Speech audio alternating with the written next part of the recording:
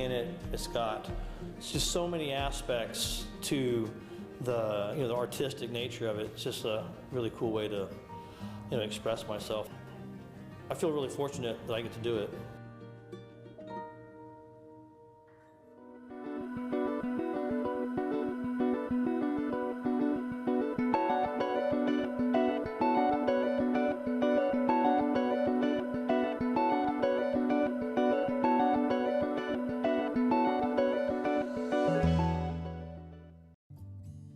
I'm at the...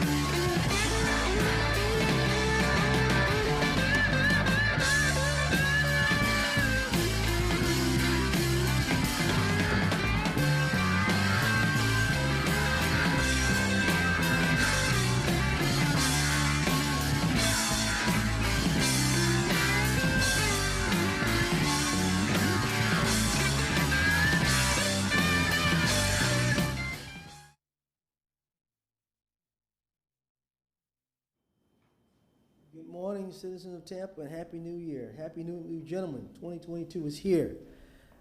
This morning we have Mr.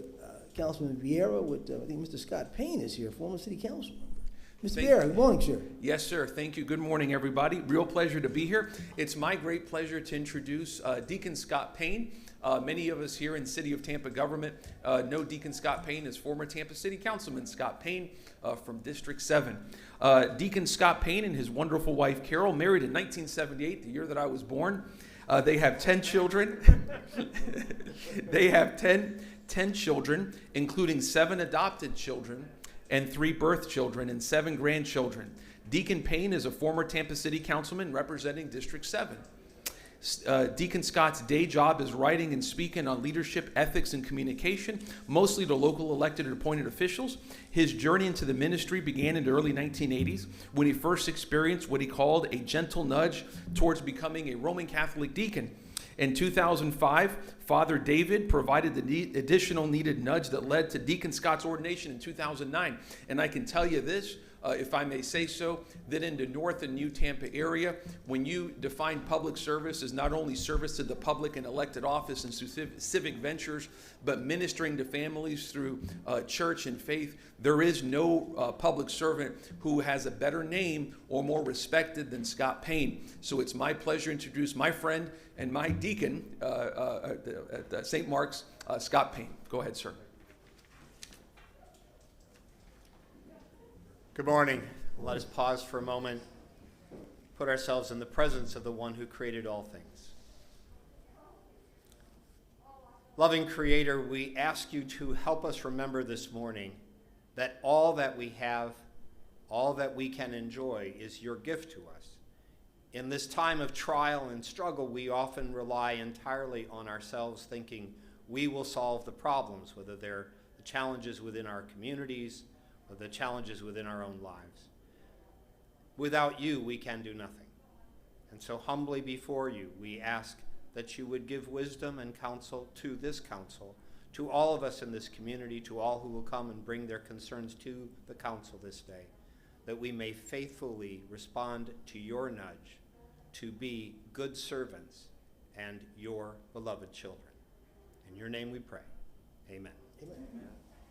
Allegiance to the flag of the United States of America and to the republic for which it stands, one nation, under God, indivisible, with liberty and justice for all. All right, roll call. Carlson, Here. Maniscalco, Here. Dingfelder, Citro, Here. Vieira, Miranda, Here. and Goods. Here. We have thank you. We have a physical quorum. Thank you. Mr. Shelby, please, sir, and Happy New Year to you, sir. Thank you and Happy New Year, City Council, members of the public. Martin Shelby, City Council Attorney, good morning. As you've heard, there's a physical quorum present here on Thursday, January 13th in the year 2022.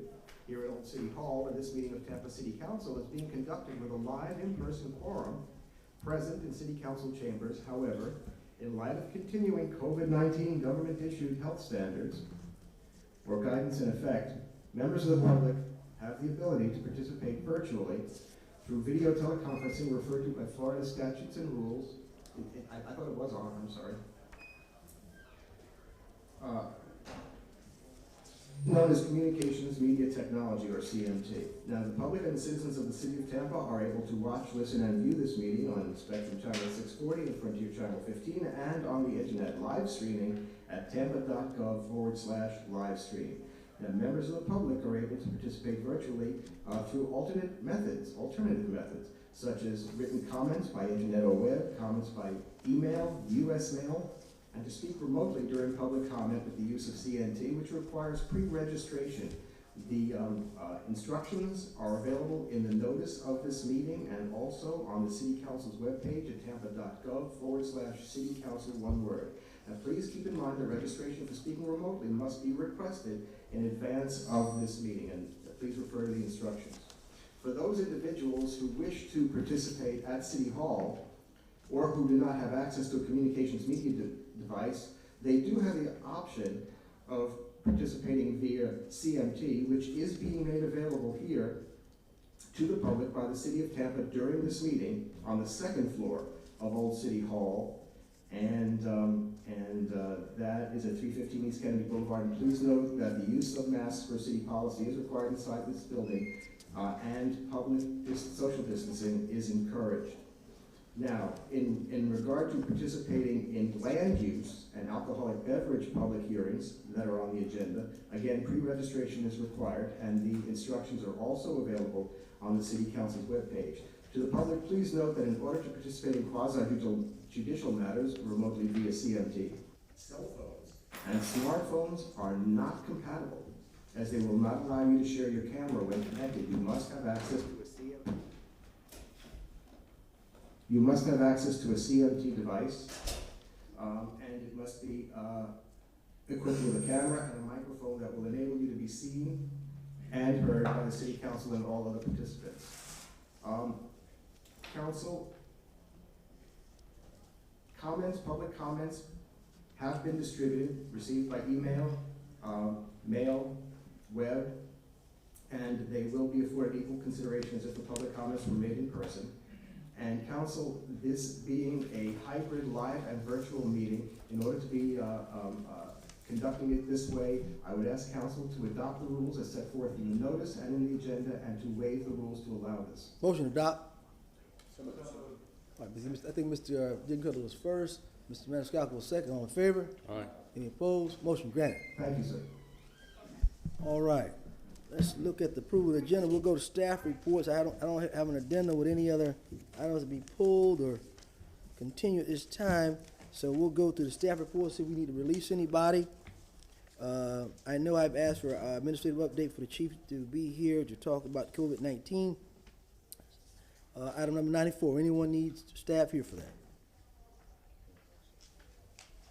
Okay, we'll give a chance to open up others. So that's with the Parks and Rec. Anyone? All right. Item number 95. Linda Salsina, Ms. Dingfeld, it was your baby? 16. 16 for you? No, he's got Oh. number 16. After conferring with Mr. Massey yesterday about some details on this, probably just continue this item, hopefully just one more time to February date, Madam Clerk.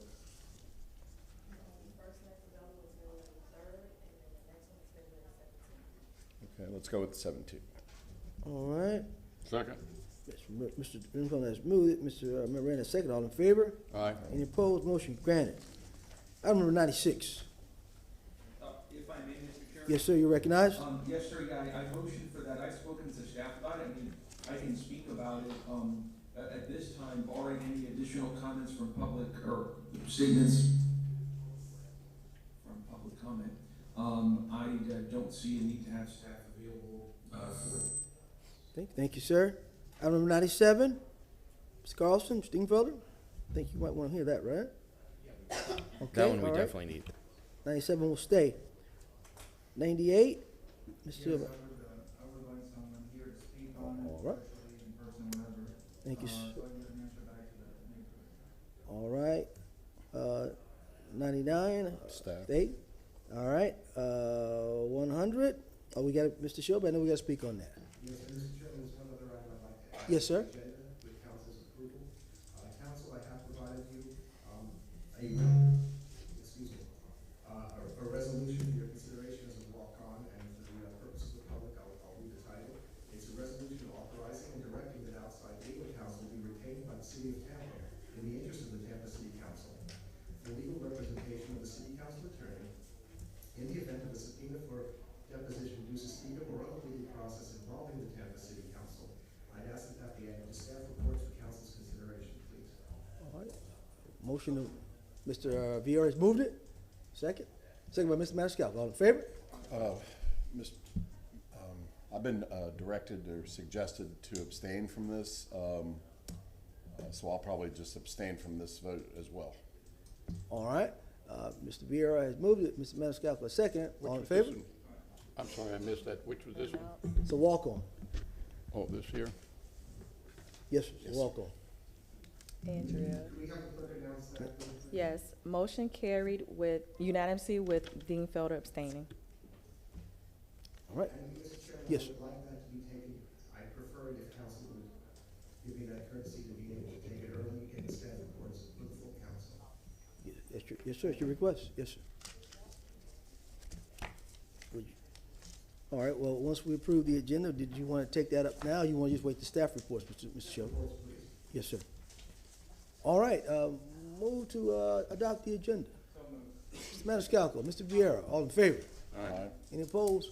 We're open for business. Item number 1, we have Mr. Craig Fox with DOT. I think we have him on the line, Madam Clerk. Madam Deputy Clerk, I apologize. Should take it from.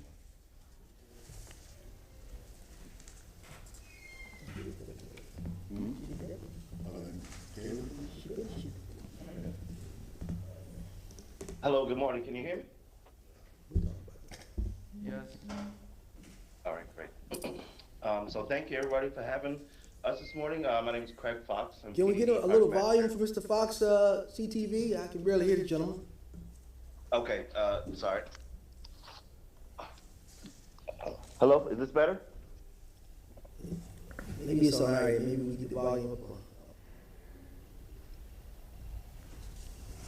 Hello? Give us 1 second, Mr. Fox. No problem.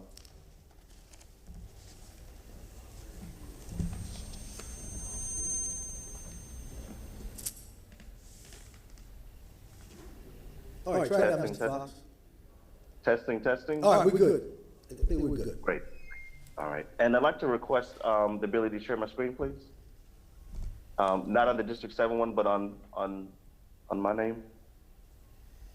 Madam Clerk? All right, Great, she got has it. you. All right, it's coming through to you right now. We have it? Awesome. Okay, good morning, City Council. Thank you for having us this morning. My name is Craig Fox, Florida DOT, and we're here to present on the updates for the East Tampa arterial projects. On Tuesday, we presented the same presentation to the East Tampa CRA, and we're happy to present it to you here today. One thing in addition to the presentation that we had on Tuesday to the CRA, we also have my colleague Megan, who she'll introduce herself when she gets to her slides, who has some other updates on 2 intersection projects in particular. So without further ado, we'll get started with the presentation.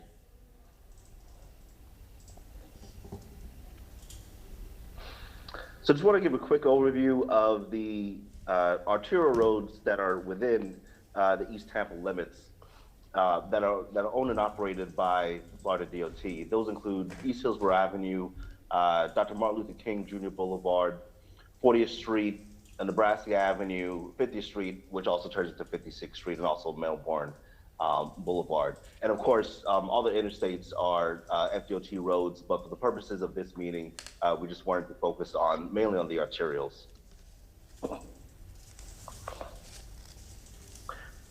So one thing in particular that we had through coordination with members of the East Tampa community and also with City Council was just issues of routine maintenance.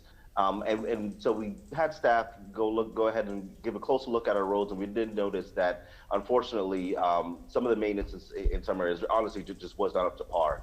And so we definitely want to have, the best transportation system, no matter where you live within the districts. So we went ahead and contacted our maintenance group, and they were able to do some additional work that's underway right now. So I have some before and afters that I'll be happy to present. This is not the end all be all. There's some additional maintenance that is going to occur over the next couple of weeks. Right now, the department is actually going through the same kind of labor shortage challenges that you hear across the nation. So we are having a little bit of trouble getting our staffing up to our normal levels. But even with that, we're still able to make sure that we come through with some enhanced maintenance. So in these pictures, this picture that I'm showing on the screen right now is Dr. Martin Luther King Jr. Boulevard at 16th Street. The image on the left, you can see there's a lot of sand and silt that's in the sidewalk there. And if you're in a wheelchair or in a walker, you can imagine how difficult it would be to get by a situation like this. So we have the crews come through and give a pretty good thorough cleaning. They're still gonna come through and clean out the gutters to make sure that it doesn't back up any drainage, but this is just one kind of clear example. And as you can see on the left there, the sand is coming from the property, from the private property adjacent to the sidewalk, but regardless, the sidewalk is part of the FDOT's infrastructure, so that's an area that we'll be paying attention to, whether the cause of the trash and silt is from the department or for a private property owner. The second example is on MLK, again at 39th. As you can see, there was a lot of brush there. So we went ahead and cleared that up this week. And the third and final example is on Hillsborough Avenue. This is right in front of the Urban Technical College. And as you can see right then again, Hillsborough Avenue, we're all familiar with, is a very busy road. So when you have the kind of trash right there, it makes it a lot more uncomfortable for folks to walk on. So we're able to clear that up really good, and then the crews are gonna come through, make sure that we clean out the gutter also. So we do have a plan in place for the overall East Tampa community, and that's what I have as shown on the screen right now. So this is the same map that I showed before, identifying the FDOT-owned facilities within East Tampa. And I just want to get into what we're actually going to do with the particular street. So items in yellow, that's showing the sidewalk clearing and cleaning. That's going to occur along Hillsborough Avenue and also along MLK Boulevard. Those seem to be the places with the most intense trash buildup, or at least sidewalk clutter issues. We also noticed that there was a lot of trash along Hillsborough Avenue, so went ahead and had crews start to clean that up already also. In addition to that, we did also identify areas, different crosswalks where the crosswalks striping is just faded over time, and this is just kind of usual wear and tear that happens with the roads. So we have various intersections identified along Nebraska Avenue, along MLK, and also along Hillsborough Avenue that we're gonna have future contracts come and address. So that's just an update of the enhanced maintenance that we're undertaking. We want to make sure that our roads look good no matter whether they're in South Tampa or in East Tampa or wherever you are within District 7. All right, next I want to report on the project status updates. And I'm just going to switch to another image that I have. I'm not sure if City Council was able to receive this map, but this map, we did send it over just yesterday to City Tampa staff. So if you have not gotten it, I'm pretty sure you'll receive it very shortly. This is a good map to just give an overview of just a good overview map to see. One, it shows the boundaries of the East Tampa CRA limits, which is shown in yellow on the screen right there. And then we also have call outs to different projects that are going on within the East Tampa community. So now I'll switch back to the slide and we'll get into each one of these projects and give just a quick update on those. So the first project I want to talk about is on Columbus Drive. This one is a City of Tampa project, which is partially funded with department funds. The limits are from Nebraska Avenue to 14th Street. The scope of this project includes widening the sidewalk, landscape, and also narrowing the travel lanes. That narrowing the travel lanes is good because it helps to slow down traffic that's traveling through the area, along with give the ability to have new wider sidewalks. So you'll notice that some of that work is already done. It looks very nice out there, and it's very nice to walk along those wider sidewalks. And there's also some mid-block crosswalks that have been introduced along the corridor also. So this project is currently under construction. Next project is along Florida Nebraska Avenue. This one also is a City of Tampa-led project that's partially funded with FDOT funds. The limits are from Tampa Street to 9th Street.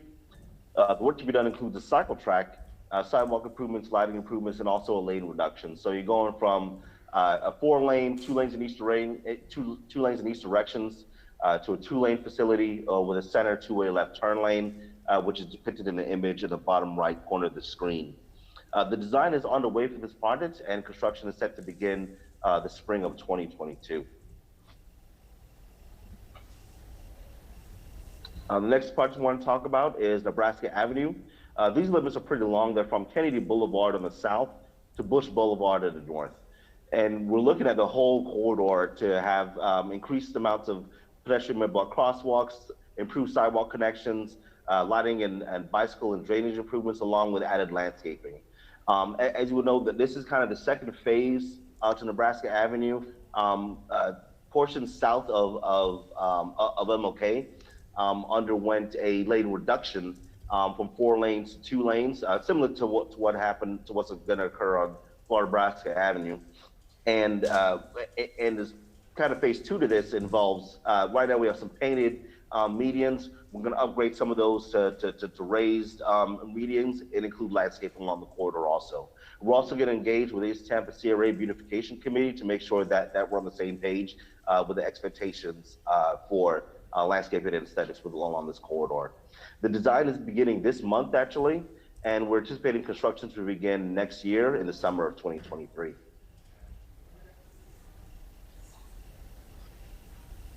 The next project is at MLK and 26th Street. This is right in front of C. Blythe Andrews Junior Public Library. This one is actually completed construction and it was a joint City of Tampa and FDOT project, and it involved constructing a signal at that intersection. That signal has since been constructed, and is a nice addition to the newly constructed library there at C. Blythe Andrews on the southeast quadrant.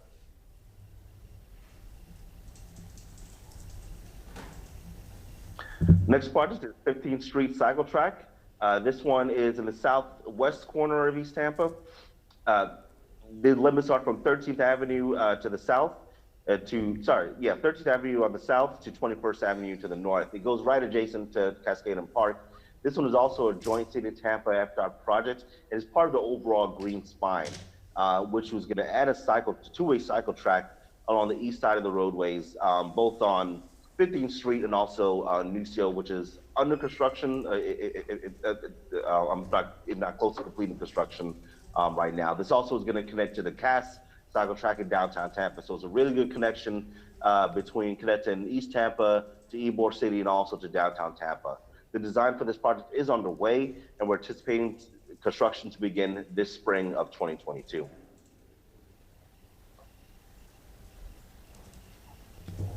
The next project that we have is Hillsborough Avenue. The project limits were from Central Avenue to the west, all the way out to 56th Street to the east. This work included resurfacing and also concrete slab replacement, drainage improvements. There's a large amount of drainage improvements, especially on the west end of the project, along with traffic signal upgrades and mid-block crosswalks were installed too, or what we call the hawk crossings were installed at various locations along the corridor also. This one has completed construction, and I do want to note out the image that we have there in the bottom right corner. That's at 30th Street, and what we're showing there is the addition of a left turn lane. During construction, we actually had a meeting with the East Tampa neighborhood community. It was a very, very good meeting, and one input we got was the desire to have a left turn lane added there, along with a left turn phase signal. So we're able to add the left turn lane, which is shown on the screen right now, but because of the traffic signals, they couldn't hold the capacity for an additional signal ahead. We weren't able at the time to install additional signal ahead. We are in the works with having a project come up to replace the signals there at 30th Street, in which case we will be able to add a protected left turn phase there. So that project is underway, and we'll have more information about the schedule of that project at an upcoming meeting. And the next three projects I'm going to show are bundles. They're just quick intersection improvements. So the first one here is at MLK and 22nd Street, and this one involves extending the northbound. So I have it here highlighted in yellow, just above the screen. So this project would involve extending that left turn, it's existing left turn lane right now. So we're looking to extend that further so that traffic doesn't just become backlogged. That's trying to make a left turn there at that intersection. It also involves signal modifications also. And for the next three projects, those are slated, design is already underway and slated to begin construction this summer. The next one is at 40th Street and Melbourne Avenue. This one is adding an additional southbound left turn lane that's shown in yellow on the screen there. And this project is also slated to begin this summer of 22. And the third and final of these three project bundles is at 40th Street and Columbus Drive. And that involves extending the existing southbound left turn lane so that there's more capacity in there and doesn't spill back over into the through lanes when folks are trying to make a left turn there. And the last and final project I want to mention right now is this one is not necessarily a project, but an actual study that's ongoing. It's 50th, I'm sorry, wait, I'm getting a little bit ahead of myself. The one I'm showing on the screen right now is 50th Street lighting improvements. This project has completed in construction and involved the lighting intersection improvements at the various intersections shown on the screen. This one is in the southeast quadrant of East Tampa, so the signals in the northern portion of the project are within the East Tampa CRA limits. And this one is completed construction.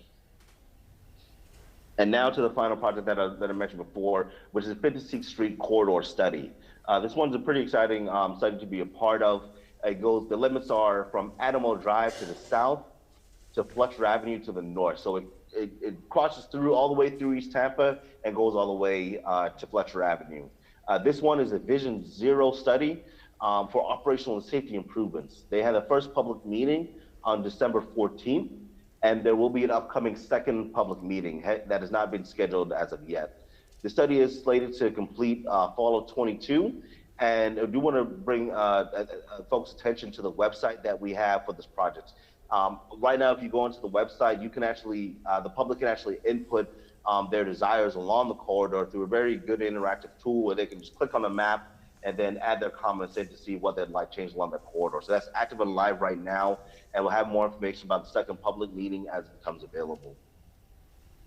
So this rounds up my summary of the projects that we have going on in East Tampa. One thing that we're looking to do is also have another neighborhood meeting similar to what we had, I believe it was 2019, we had the last neighborhood meeting. So we're looking to have another one of those in the next upcoming month. So I'll be in touch with the East Tampa CRA, and of course, we'll let City Council know when that project is upcoming also.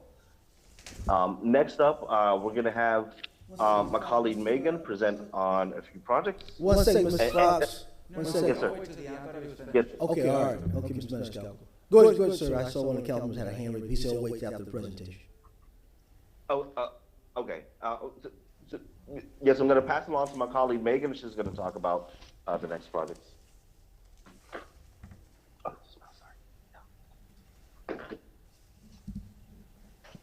Good morning. Thank you for the opportunity to present the council meeting today. And thank you for sharing the few intersections that you were interested to hear about their operation.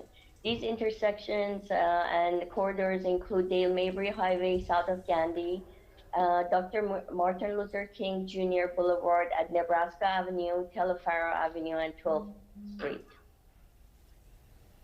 The Dale Mabry project, that was the limits were from Pinewood Street to Gandy Boulevard, and the median modifications, which included directional median modifications throughout this segment. There were about 14 median modifications, and this project was completed in July of 2021.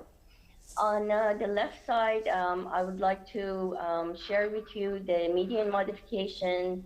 And the reason for the median modification is that studies have shown that the right turn and U-turns are a lot safer than performing a left turn.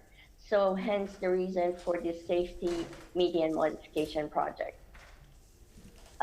For any of the crash histories that I present for these 4 locations, in general, we review 5-year crash history from 2017 to 2021. And prior to the construction of this project, we had 132 angle and left turn crashes, an average of 26 per year.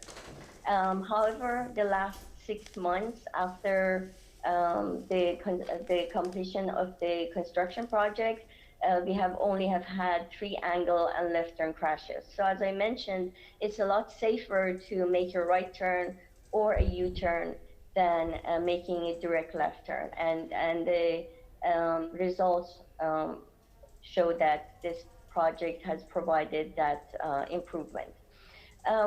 We also wanted to monitor and field observe the signal operations after the median modifications.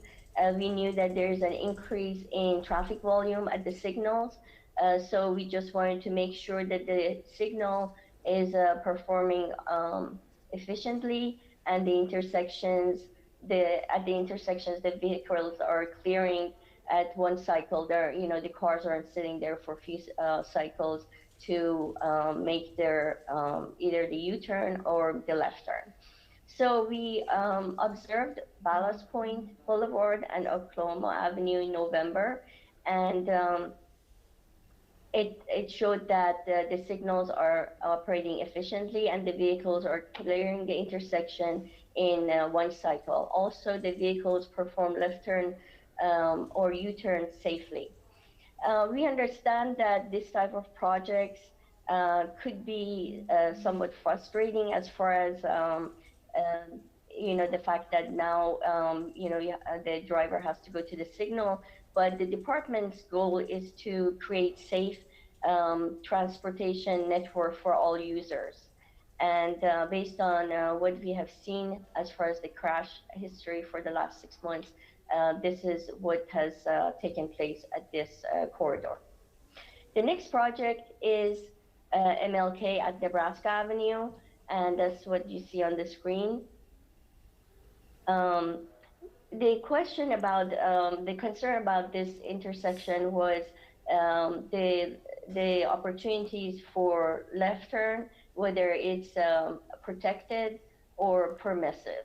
And the northbound left turn and the eastbound left turn were both observed, and also we reviewed the crash history for the last 5 years.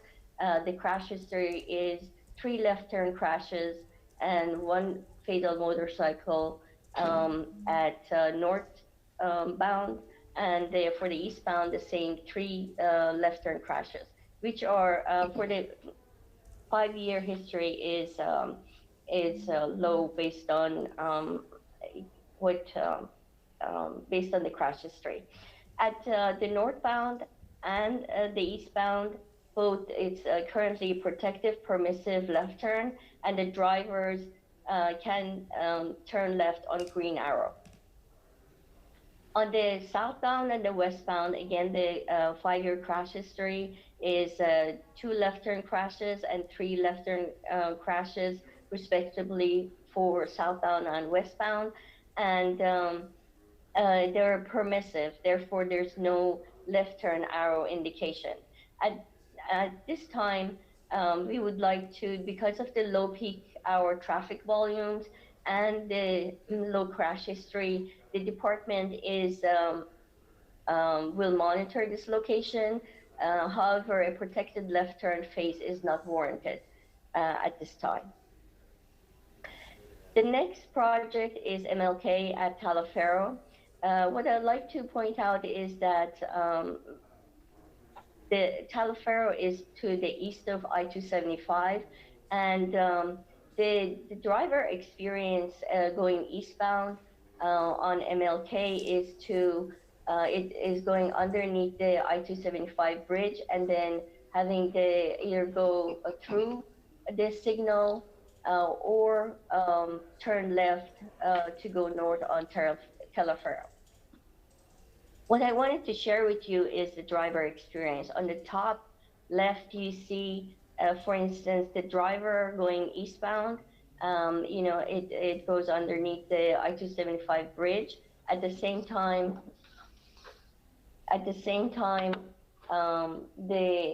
there's you can see the left turn, and also the right slide shows the fact that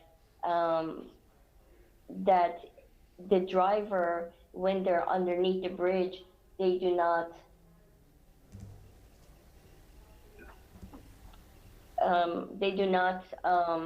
see the signal heads. So what the reason I showed you those those two slides were because of the fact that I just wanted to make sure, as far as the driver experience, you can see there are some issues with visibility. So as far as the existing condition, the 5-year crash history is 132 crashes at this location, 30 angle and 12 left turn crashes, which is 1/3 of all the crashes at this location. No documented bicycle or pedestrian. So what are we doing as far as countermeasures? The countermeasures, as I showed in the previous slide, the visibility of the traffic signal heads as the drivers go through the underneath the I-275 bridge. We're exploring, additional signal heads, whether changing the signal heads on the existing mast arm or add additional ones on the signal pole itself. Evaluate extending the protected left turn signal phase. We want to know whether the phase is long enough to accommodate the vehicles turning left from MLK to northbound Telefero. We also want to lengthen the left turn lane.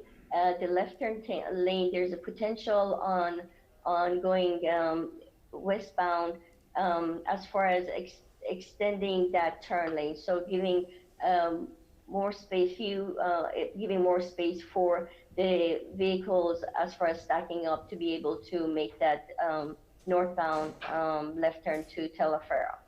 Evaluate the clearance intervals at the intersection. What's our action plan and timeline? What we are going to review is perform detailed review of the left turns and angle crashes and understand better the premises of what is causing these crashes.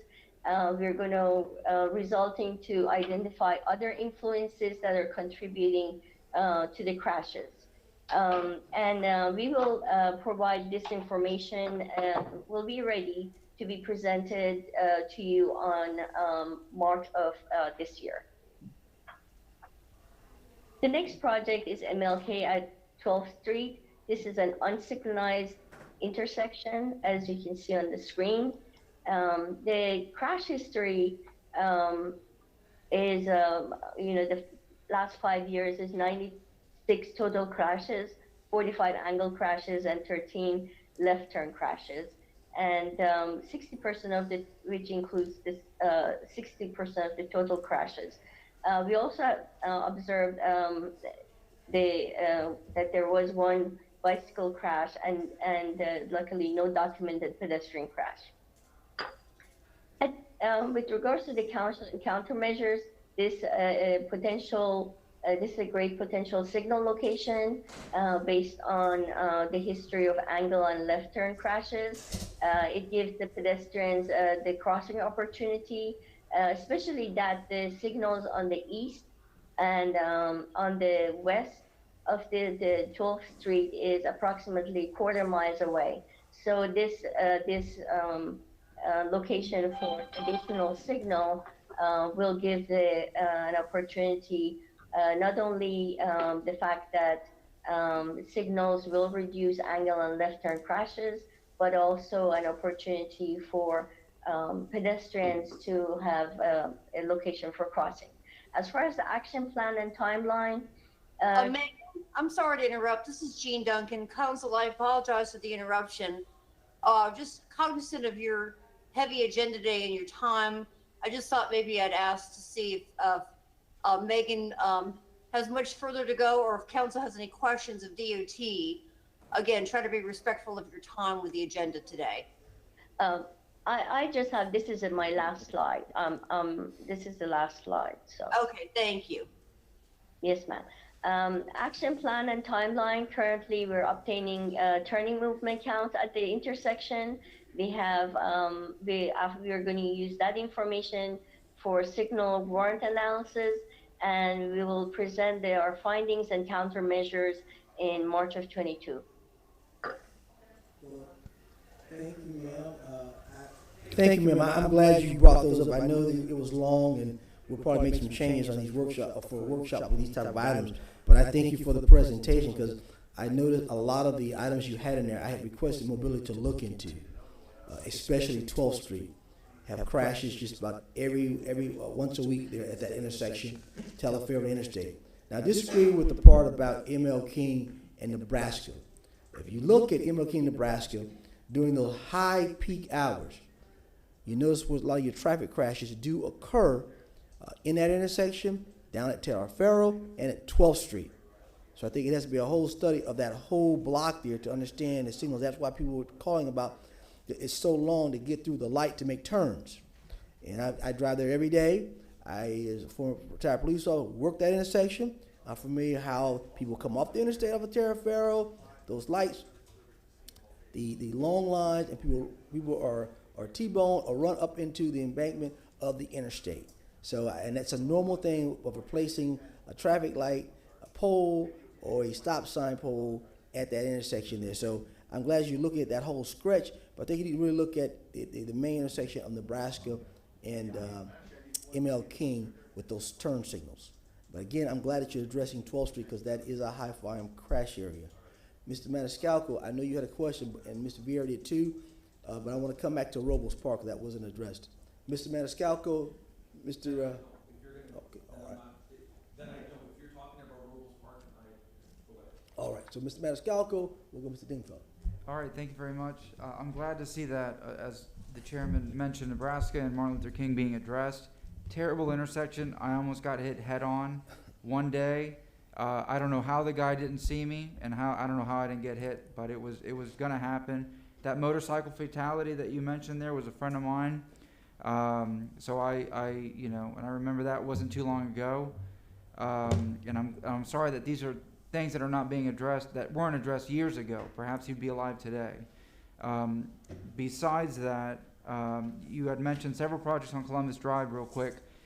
Is the city partnering with FDOT on any other projects further west, let's say like North Boulevard to the Columbus Drive Bridge?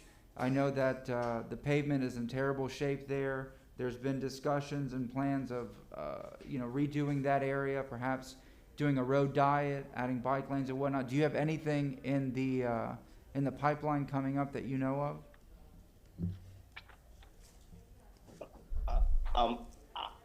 I'm not currently aware of any jobs in there, but I can certainly look into it and get back to you. You mentioned that was North Boulevard around Columbus area? Yes. Correct? All right, thank you very much. That's it. Thank you, Mr. Chairman. In regard to the initial presentation, Mr. Fox, it was a little difficult to follow, but our chairman Goods asked quite a while ago, probably a year ago, in regard to beautification and just visual type of things, trees or medians and that sort of thing on MLK and Hillsborough through the East Tampa area. Over the last couple of decades, Councilwoman Salcena pushed real hard to work with the DOT and the city to improve Kennedy Boulevard in regard to aesthetics and functionality, and I think it looks much better. But Hillsborough and MLK, to a great extent, in my opinion, and I think the chairman's opinion, as expressed, they might be functioning better pursuant to your presentations, but I don't know that they look better. So, and Gene Duncan, you're still on the line. Does the city and the DOT have any plans to do some beautification, some trees and medians and landscaping and that sort of thing on either of those major corridors and major entryways into the city? Before she answers, Ms. Dingell, I did have a meeting. I think Mr. Fox was at that meeting with the undersecretary in reference to the same subject, and they tell me they're going to be looking at some ideas. There was another gentleman that came in who had some ideas as well. So if Gene wants to chime in, Mr. Fox, but I did have a meeting with the secretary and Mr. Fox. That's great. Well, maybe give us the 30-second version, Gene, of what that conversation is. I don't have any particular details, but I can tell you, and I think it's evident from Craig and Megan's presentation, that we're constantly partnering with the DOT on city street projects, not just the state roads. But certainly for those two corridors, we will continue to work and give you an update with more details very soon on what the opportunities are for enhancing the aesthetics on those corridors. Okay. And I do have some interest in this Robles Park wall issue, but it sounds like somebody else was going to bring it up. So. Before we get it, Mr. Fox, I know we had that conversation. I hope that we're kind of looking into that last conversation in reference to Hillsborough and ML King on beautification, correct? Yes, sir. Yes, sir. When we met with East Tampa CRA on Tuesday, one thing we discussed with them was actually follow up with a beautification committee, because so we already have money programmed for Nebraska Avenue for landscaping. We do not currently have any money programmed as far as Hillsborough Avenue or MLK goes, but we do want to engage those conversations with the beautification committee to see what the East Tampa community would want, and then from there we do want to build out some products to enhance the aesthetics along those corridors. And of course, we will be coordinating, communicating with the city of Tampa. But the first step that we want to do is meet with the beautification committee, and that, and I'm sorry, and then that's upcoming. Thank you, Mr. Teacher. You recognize? Thank you very much, Mr. Chairman. Mr. Fox, if you could take this back, Mr. Hall and Secretary Nguyen, I've raised this concern in other venues and other boards and committees. Brightline is coming. The terminal ending point will be proposed for Ybor City. The citizens of Tampa will need a multimodal hub at that point to accommodate the commuters, especially families that may be coming from Orlando, mother, father, 2 children with luggage in tow. This hub will, with hope, be to connect with other forms of transportation, our streetcar, hopefully CSX, HART, and one day, rail from downtown to the airport. There isn't enough scooters, bikes, Ubers, or Lyft to accommodate these people that are coming from Orlando to get to our attractions, our sporting events, and local beaches. Now, we have heard one councilman saying that things that we should have thought about earlier. I would just like to plant this seed now. I want Brightline to come. I want more people to come to our city as far as tourism. But if they have no way to get around once they get here, what is the good of Brightline bringing them to our city? Again, I'm just planting a seed. Thank you very much, Mr. Fox. Thank you, Mr. Chair. We're going to close out, Mr. Fox. You could just give us a brief update on the Robles Park situation. The community saying that they thought they were going to be proud of us, the sound wall up there, and now that's not happening. Give us a little update if you can, sir. Yeah, I'm not sure, Justin Hall, if you're on the line, are you able to get on? Just give me 1 second.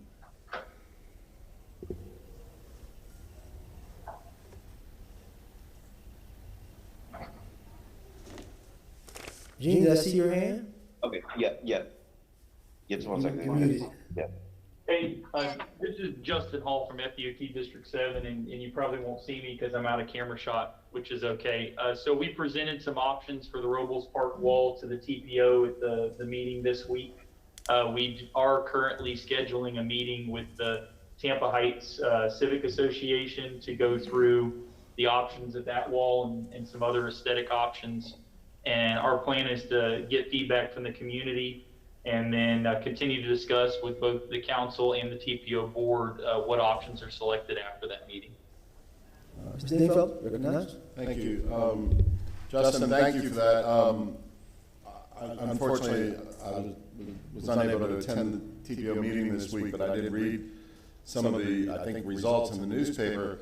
A little disappointed, but not surprised, because those federal regulations have been referred to repeatedly about the limitations on building the wall because of the federal regs. With that said, Gene and Justin, has it been discussed that the city and the county might be able to contribute and maybe use the money that the DOT was going to use for the lower wall or the lower structure or the landscaping or whatever, and then supplement that with city and county money to go ahead and build a taller 12-foot wall along Robles Park? Gene, has that been a topic of conversation with you and Beth Alden at TPO? We have not had that conversation yet. We're just getting the information about the analysis that DOT did on the noise wall. But we're definitely interested in talking with Beth Alden and the DOT to see what Plan B could be for some sort of buffering for that area. So we will certainly have those conversations and report back to TPO and the council on that. Okay, because, I mean, for the last year, the secretary has been saying that he didn't think the Fed rules were going to allow them to build a full-blown 12-foot wall or however tall it is. And I think they're going to hold to that. But there was an implication that said the city and county could contribute and build it, or give the money to DOT and let them build it. So I think we need to explore that, and I think there's county commissioners who are very interested in this, so maybe we can chip in together and get it done. Thank you. Mr. Viera, you recognize? Thank you very much, sir, and I thank you guys for bringing up this agenda issue, because I was going to speak on it as well. The Robles Park, when I read that article in the newspaper, it was very, very troubling. I agree with what Chairman Goods and Councilman Dingfelder have said on this issue, including the idea that if the county and the city need to come together, including potentially our CRA, if it's applicable, if it's appropriate, et cetera, to come together to protect the families that are in Robles Park and who use that as a park, et cetera, et cetera. I think it's certainly something that makes sense, and it's a very, very worthy investment for us. Just because it may not fall under the either a federal requirements or something that would be covered under federal regulations, doesn't mean that we shouldn't do our part to protect our residents from this issue. Because that's very, very important. I was disappointed to see the results in the Tampa Bay Times because this is an issue that gives a lot of folks in the community a lot of pause and concern, and rightfully so, which is if you're going to do something, fine, but protect the residents, not just in neighborhoods, but in parks, which we recognize here in the city of Tampa. Parks are part of our neighborhoods. If you're a member of whatever it may be, North Tampa, West Tampa, South Tampa, East Tampa, community parks are part of your neighborhoods, and those should be protected as well. So maybe potentially, Mr. Chair, we could do a letter to the administration or some sort of a resolution on that, or take it up at CRA. I'll leave it up to you in that regard, but I would strongly support that. Thank you. Thank you, Mr. Chairman. I agree with everything that's been said, but I'm thinking into the future and really into the past at the same time. When you look at the accidents and the ratios and the left turns and right turns, usually you hear something coming. And as the Department of Transportation trying to figure out what's going to happen when the electric car boom hits, and it will hit between now and 2030, you don't hear them. You have to look for them. So in today's society, everybody's saying they don't text, or they don't drive, or they don't hear the phone, or they're not on the phone. But I would say the majority of them answer the phone, including myself, when you're driving the car. So this is another thing that the drivers have to be aware of, that when you're talking and speaking to someone, which is sometimes against the law, I guess, what do? They don't hear you. and you don't see them, that's a mix for a bad cake coming. So has anyone ever thought of putting something in the crosswalks or whatever they're gonna walk that would tell all the technologies up there to beam something, car coming or whatever? I don't know what to tell you, because it's gonna change drastically. And also, most of this money is done with tax fund from the gasoline sales. What's gonna happen when there's no tax fund for gasoline sales? Has anybody thought how they're gonna tax the electric cars, by mileage or by something? I have never heard of that yet, and I'm looking forward, because I see some of the slides that were presented have a date, like 2017 to 20-something. This is what happened, how many accidents, so forth and so on. On some of the other slides, there are no dates, just the amount of cars coming through. So the next question that I'm asking is, how do we figure out the amount of cars that go through in proportion to the accidents on a ratio basis, so that you determine the intersection that's most needed by saying this has less cars, but in ratio higher accident rate than the other one? So I don't know if you're thinking that way. I'm just sitting back and listening to the conversation and making assumptions that you are, but I really don't know. All right, anyone else? All right, Mr. Fox, we thank you for the presentation, sir. Mr. Shelby, you recognize? Yes, Mr. Chairman. Madam Clerk, I believe this is a quarterly presentation. As council knows, we have moved presentations generally and commendations to the Tuesday once a month, but perhaps it's better that this involving staff would be better off on a workshop day. So my recommendation would be, so you can get into the meat of the business in a public meeting, your regular agenda, that you move this to an agenda workshop day and make this the first item. Or however council wants, but knowing that outside staff has to come in to make the presentation. We have a flood of really important detailed information on almost every issue, and the presentation was very interesting and had lots of great detail in it that we in the public need to know about.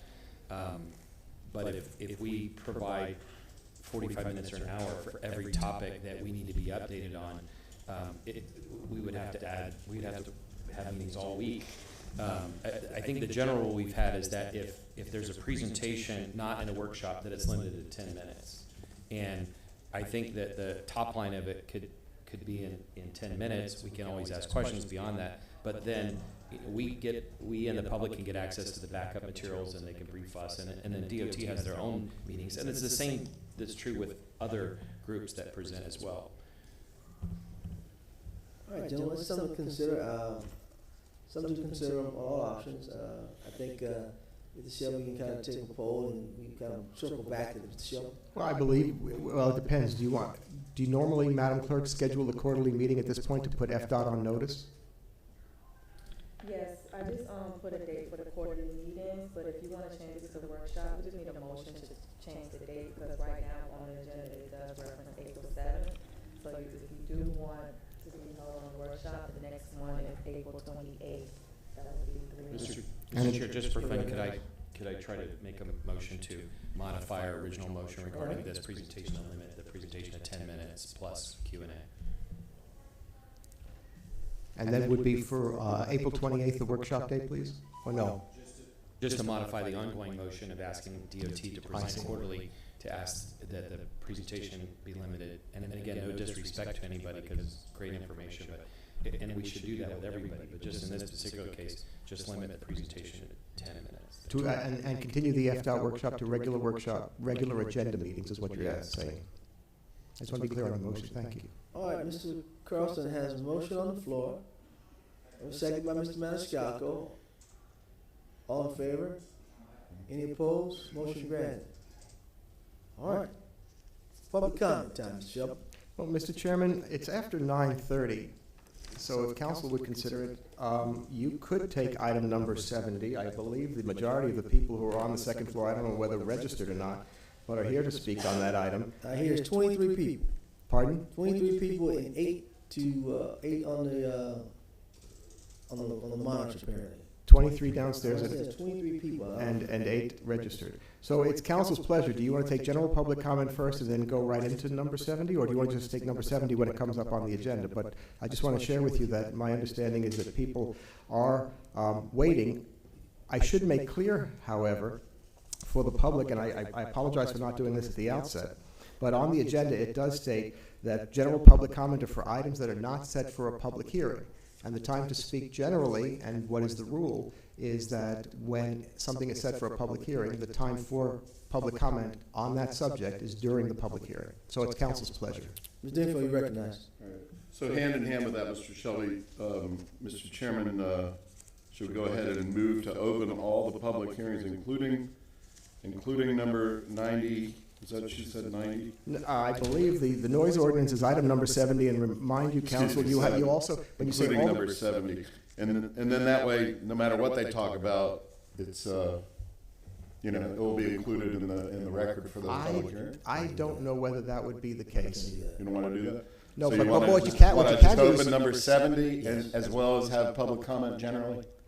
I think one of the things you could do is take Madam- public Madam- comment Madam generally, Clerk. and then open item number Mr. 70, Shelby, and then Mr. hear. Shelby, Yes, sir. Madam Clerk has raised her hand, so I don't want to listen to the wisdom. Yes, So ma'am. do I.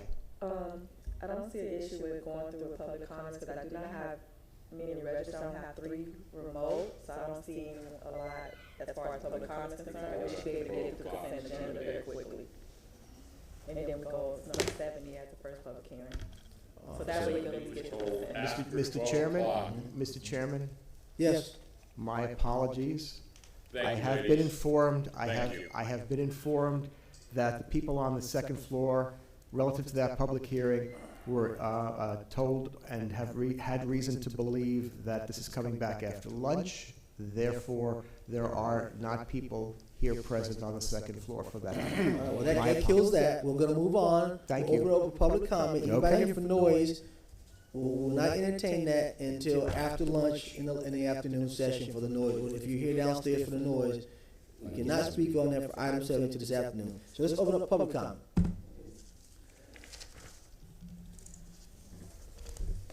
Okay. The people remotely first, or the people Yeah, downstairs? Or the second people floor. downstairs? Second floor. Second We floor. normally do, yeah. Thank you. Public comment.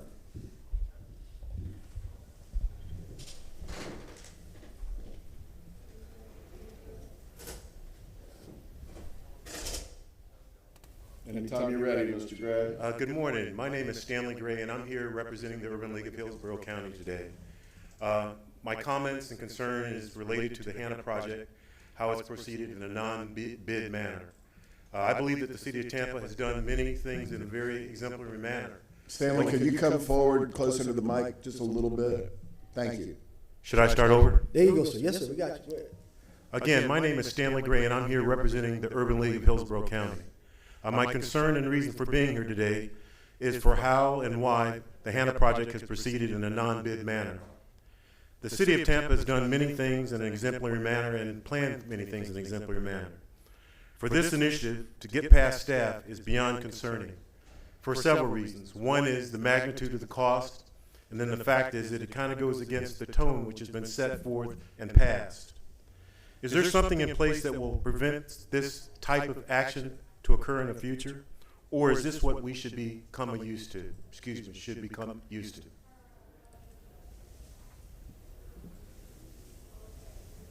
Mr. Gray, we can't respond. I mean, you have your time limit of 3 minutes, so whatever your comments are, you can make to the board. Well, thank you very much. I leave my questions with you to be entertained by the city council members. Thank you. Thank you, sir.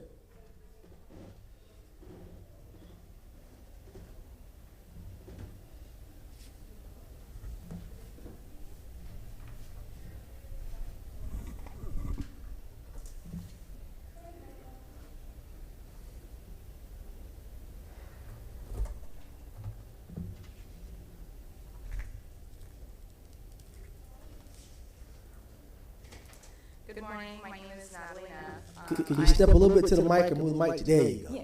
So, hi, my name is Natalie Neff. I am a native Florida resident and a member of the Tampa Bay community. And I am here to talk about the Hannah Project as well. You guys should all have a book, and in that book is a collection of public records that I obtained on my own venture to find out more information about this project. So the information presented in this book is a collection of public I'm records. sorry, when you started out, what did you say you're here to talk about? The Hannah Project. The what? Hannah Project. The Hannah Project, I'm sorry, thank you. Yeah, no worries. So this book is a collection of public records that, when examined closely, raises serious questions about the city's transparency and accountability and could possibly point to signs of public corruption. And maybe this happened under the Buckhorn administration. Maybe there were deals being made that we were unaware of and they were unintentionally carried over into this administration. For example, MVD forms submitted by DPR in 2015 are fraudulent in nature since they are not the forms issued in the 2015 City of Tampa RFQ 15C 00027. DPR submitted 2 pages, one from a 2010 version and one from a 2008 version. Additionally, recently the city has commingled these 2 projects and used their titles almost interchangeably between Hannah Avenue Municipal Building Renovations Design Build Project and Hannah Avenue Relocation Project. So the question remains, are these separate projects? Was there a name change? If so, when was the name change approved and who approved it? And if this is a separate project, which the information indicates, the questions are, where is the required design criteria package for it? Why was it not sent to the public for bid solicitation? Why was there no involvement with the NAACP, the CDC, or Urban League? Especially because this project went from a renovation to house 3 city departments to designing and building a completely new campus to house 11 city departments, which is a massive scope change. And these are just a few of the red flags that are highlighted in this book, and I encourage you to read through the book, read through your own database of public records, and be Excuse me, ma'am, we don't have a book. They should have given you a book. Who did you give it to? I gave it to the security guard escort. Okay, Mr. Shelby is going to go down and get the books. We're looking at some other documents here, but obviously this is not your paper. Your award. Okay, yeah, it will be a thicker book. Okay, thank you. And these are only a few of the red flags that are highlighted in this book, and I encourage you to read through them, read through your database, and be transparent with the public. And I think a solution to this is to hire a diversity program manager for this project immediately to oversee this project and the public's best interest. The diversity program management should not be controlled by the mayor, the city administration, or city staff. And the city should also create and implement new best practices and standards that would encourage diverse partnerships for all prime contractors. These diverse partnerships and guidelines would then promote the use of minority subcontractors instead of allowing prime contractors to self-perform work. And if Mr. Deanford wants to give her another minute. If the city and DPR are just now addressing some of these issues, I think that's a concern because transparency and diversity inclusion should absolutely be at the forefront of a project of this magnitude. It should not be an afterthought. Thank you. And Mr. Chairman, thank you for recognizing. As related, I think, to Mr. Gray as well as this young lady, when we get, when we get to item 99, we will be discussing the Hannah Street project. And I've already put staff on notice that I would be asking them some questions as related to the history of how we got to where we are today. So it looks like we probably won't get to 99 until later this afternoon, but I just wanted to give you a heads up. Great, thank you so much. I appreciate that. And you all also have a copy of those questions in that book as well. Thank you so much. Mr. Chairman. This is a pretty big book, right? Ma'am, I'm sorry to bring you back again. I apologize, I forgot your name. No worries. Would you mind emailing this to us as well? We just got the paper version, but if you don't mind emailing. And also, besides what my colleague just mentioned, item number 7 is about purchasing services and purchasing and selling real estate services. Absolutely. Thank you. Pretty heavy book here.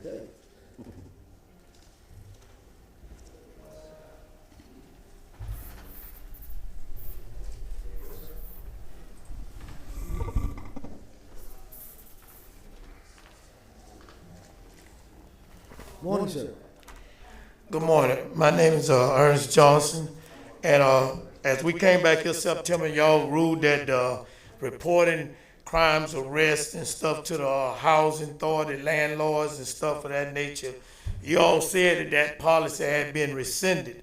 But item number 5, or file number CM2170952, is stating here on the agenda that staff to appear and provide and report on the possibility of creating a complaint registry for landlords. And this was proposed by original motion initiated by Vieira and Miranda September 23rd, 2021.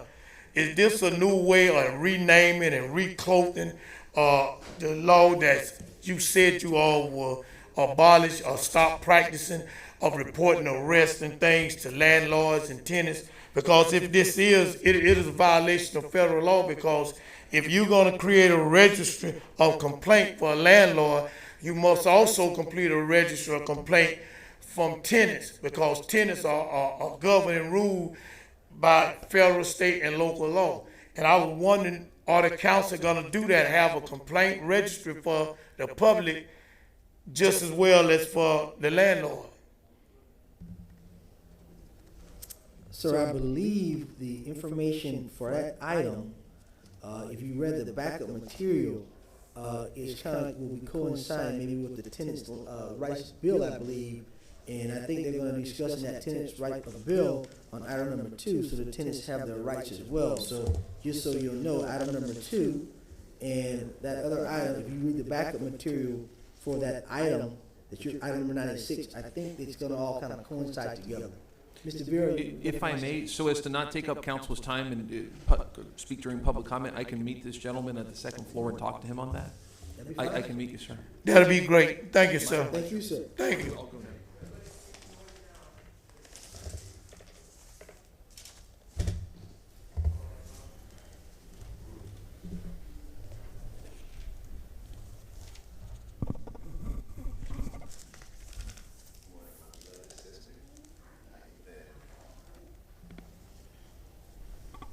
Uhuru Mtesnat.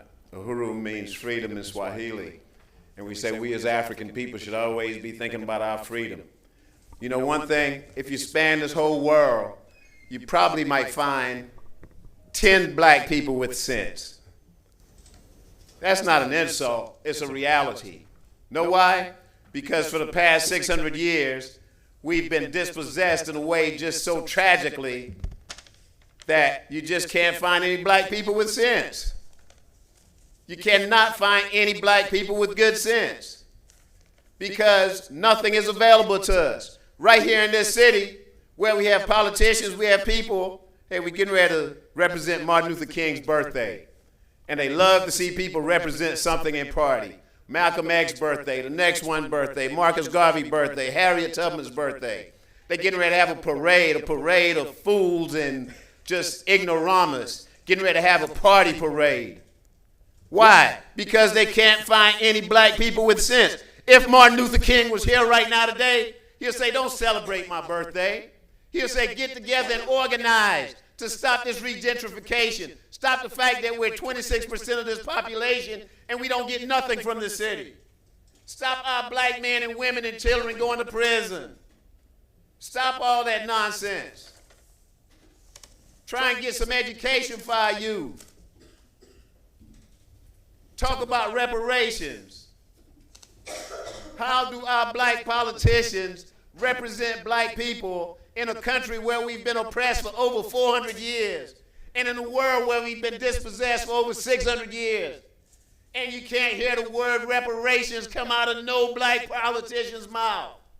How is that?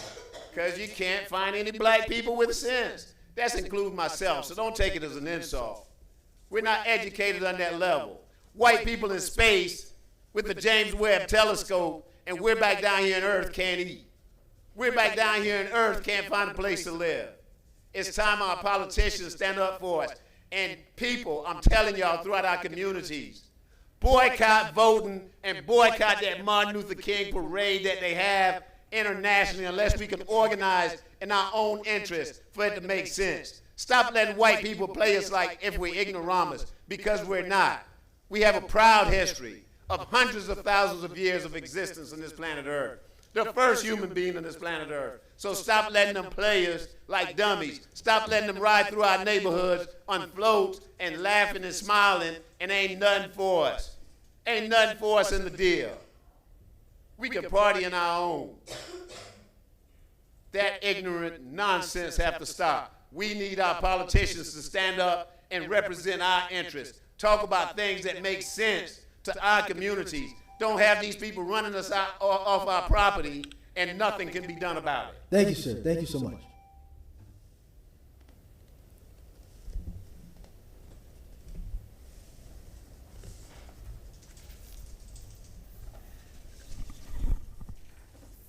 Mr. Coney's here this morning.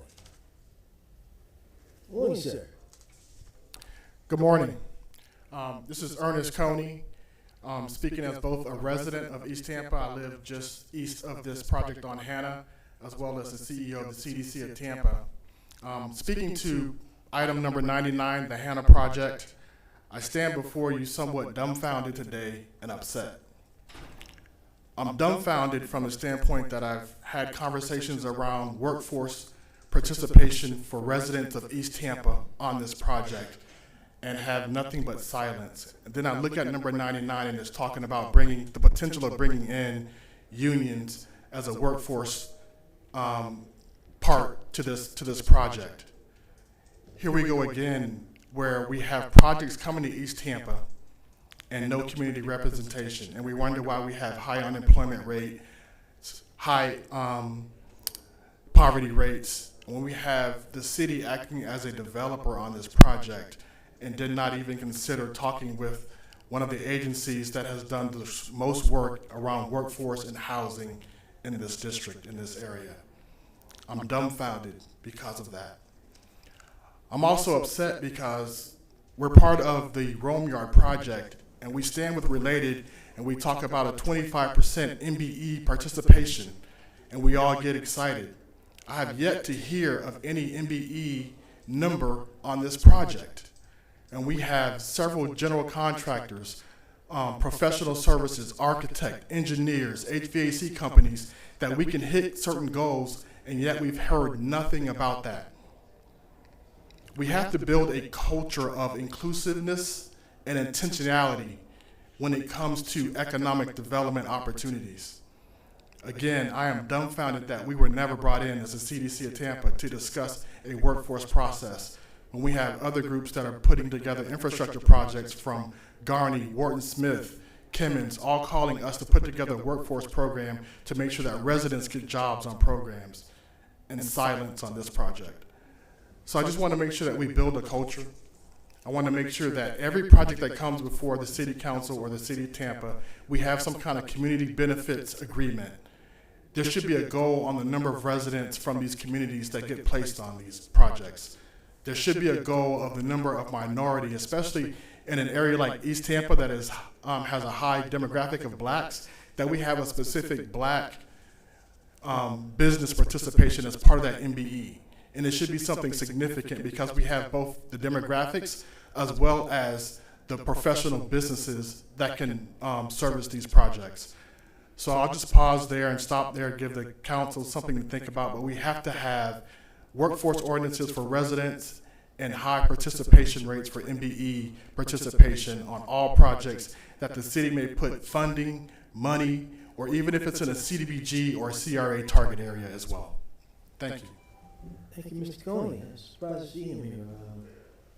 Just think about it. Did we make a motion about should be a community benefit ordinance coming back to us for some information, correct? We make that a while ago, right? I think that motion is pending. I don't know if I was the maker of the motion. I think I was, but I think it should be coming back soon to get some information. We'll check it. We'll have our check it. We're kind of similar to St. Petersburg. Right, yeah. Morning, sir. Morning, City Council. Joe Robinson. I'm here to talk about the City of Tampa Hannah Avenue Municipal Project Renovations Design Bill 15C00027 findings for the Tampa City Council meeting today, item 99. You have a copy of my document. It's 2 pages. And, you know, I like 10 because of the Big 10. Let's just start down the list. I've been asked to review this, and here's my findings. 1, the EBO forms MD-20 from 2015 used and executed by DPR in their contract with the City of Tampa are fraudulent, since they are not the forms issued in the City of Tampa's RFQ 15C0027. And let me understand, I'm an expert in CCNA Florida Statute 287-55, being an engineering firm for the last 30, 40 years. There are two projects commingled. One is the Hannah Avenue Municipal Building Renovation Design Build Project from 2015, and the other is the Hannah Avenue Relocation Project from 2021. Are these the same? When did the name change? Who approved it? 3, we're still looking for the new design build design criteria package after the name and scope of work changes. Have not found it. Does one even exist? 4, we went from 3 departments in 2015 to approximately 11 in 2021. Really? 5, this is not a renovation anymore. This is a complete new campus. 6, the project cost is not $10 million, but it's growing to approximately $102 million almost overnight. And you're going to add $1 million for solar today. 7, this new project was not competitively selected using the CCNA Florida Statute 287-55. Why? This new design build project was just negotiated. Really? 8, hopefully at the end of the day, this was not public corruption at its finest.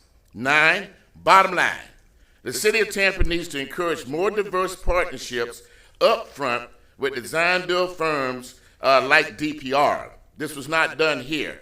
I don't think you ever had an African American, maybe with the museum, Children's Museum, and maybe a parking garage, that an African American's ever been teamed up with a design build firm on the front. This is a problem. That is a disparity in the city. And 10, with all this said, does the City of Tampa need a program manager now to watch over one of the largest building facility projects in its history? It appears the taxpayers would say yes. And as they say, fortune favors the brave. Be brave, Tampa City Council.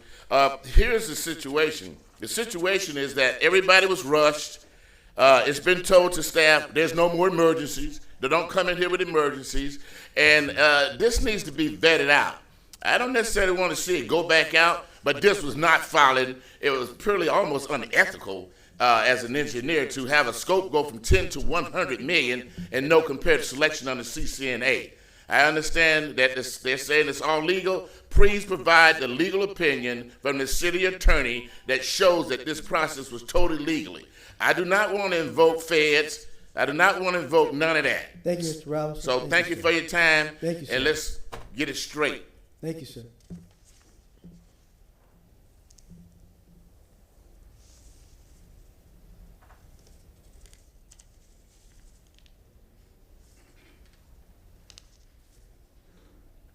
Good morning. Morning. Happy New Year. And it seems as though the people have awakened. The reason I'm here this morning is because I want to bring to your attention something that you did in 2020. You, the council, voted unanimously to deal and give an apology for the city racist history. You did that. And we're happy for it. The council apologized for any and all past participation in sanctioning, segregation, and systematic discrimination of African Americans. You said, council, that you would create a racial reconciliation commission to address historical inequalities. And if you have since 2020, we haven't gotten a report back. We are still dealing with the same issue. Number 99 is right in your face this morning. However it was written up, it has not benefit, will not benefit the African community. We want it to be addressed. We want you to have the courage to pull it all back. We also want you to explain to the community in number 96, the backdooring of how you're going to address multi-crime free housing. We do not want to be in a situation in which landlords are given undue protection. They have a court system all prepared for them to put as many people out that they're doing right now. We are dealing with gentrification, and right now, your political leader in the White House have hit the bell and saying what side of history you gonna be on? Are you all gonna be the Dixiecrats of this city, or will you bound up some courage to say that you're gonna be on the right side of history, you're gonna do the right thing, you're not gonna be under the veil of cover, we don't wanna hear no more, that's the law, there's nothing we can do. Gentrification is real in the African community. Systematic racism is real in the city of Tampa. Too many young people are dying in the street. Hopelessness abound our people. I am here talking about black people this morning. In 2022, up until your next campaign, you have now been served. Thank you so much. Thank you. Mr. Shelby, we're still looking. Mr. Shelby, I think me and you have a meeting in reference to that reconciliation board, of how we can bring forward to council how we can do that, right? I thought we had a conversation, correct, sir? We have had conversations, Mr. Chairman. Right. And So that is coming. We just got to see how we have to do that with the charter and so forth and so on. yes, sir. So we can report back to council in a future date. Yes. But thank you. You and I have been discussing that. Thank you. Morning. Good morning. My name is Yvette Lewis, and I am Ms. the Lewis, can you come up to the mic a little bit so we can hear you? Okay, Thank you. Good morning. My name is Yvette Lewis, and I am the president of the NAACP Hillsborough County branch. I come to you because I don't understand this Hannah Avenue project. I don't understand how a city this size did not have any community input. I don't understand how did this project go from 80 million to over $100 million. I don't understand the Hannah Avenue project going from a renovation to a complete new building without reissuing another RFQ. I keep hearing Tampa is a diverse city, but yet it lacks diversity and minority contracts and minority input. I am asking the city council to please always consider and seek minority contractors for this Hannah Avenue project and future projects in Tampa. Let's stop speaking about diversity and let's be about diversity. You know, we have a lot of people here that have a lot of skills. Please give them an opportunity to grow with Tampa, because we all know Tampa is growing. City Council, I ask you, because you are the steward keepers of this city, of our funds, of our taxpayer dollars. I'm asking you to please, please look at these contracts extremely well and make sure it has a minority participation and community participation in it. Thank you. Thank you.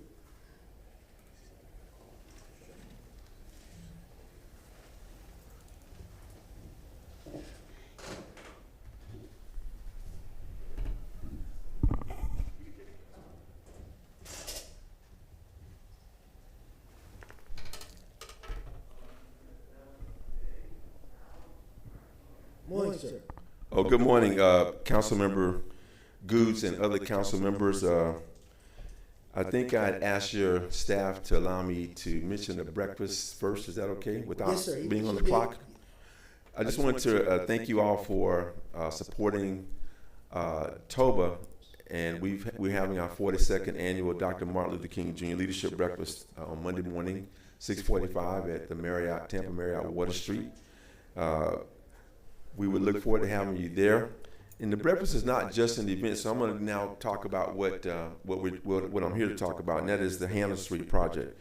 We're just kind of catching up on this issue, and we've been provided with the same thing that you have been provided by the research that was done, and we're going to be looking into this.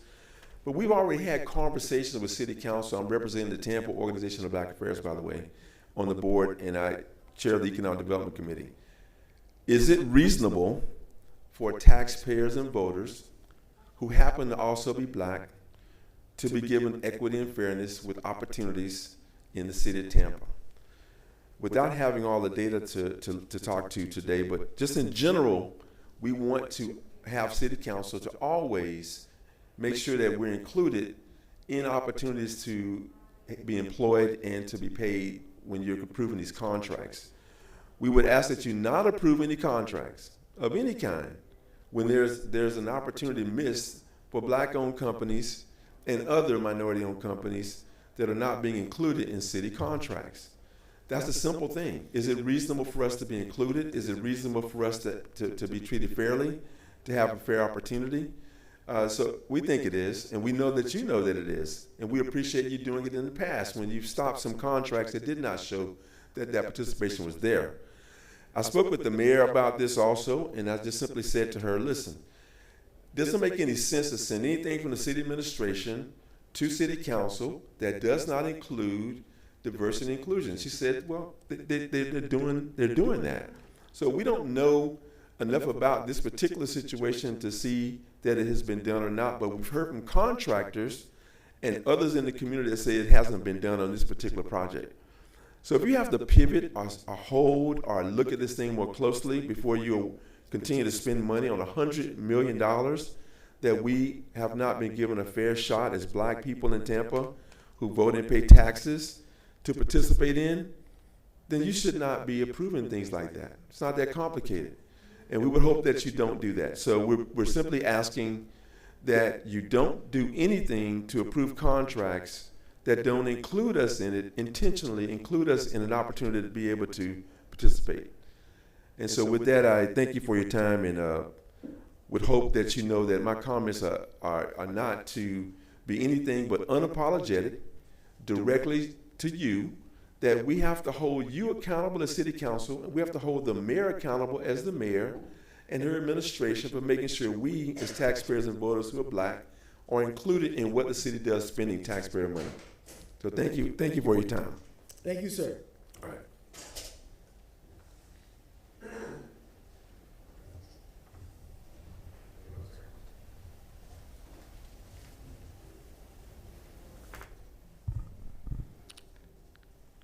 Good morning. Thank you for this opportunity. My name is Bryce Bowden. I'm on the board of for the Saturday Morning Breakfast Group. And not to reiterate everything that's been said, I just want to basically go on record as saying that, when some person said they were dumbfounded, other people are saying things about, this being illegal or something like that. And also not having enough information. I recently found out about this. Would like to do additional research, but, my understanding and the conversation that we've had with the city council was all about diversity and inclusion, and looking at this particular contract, it's not 100% sure that is happening. But once again, I stated is that I support the prior conversations and would like to get more additional information on that, and I asked that the city council do a deep dive on this and find out exactly what happened and why this was done with the limited exposure to the public as well as the black contractors. Thank you very much for your time. Thank you, sir. Bryce.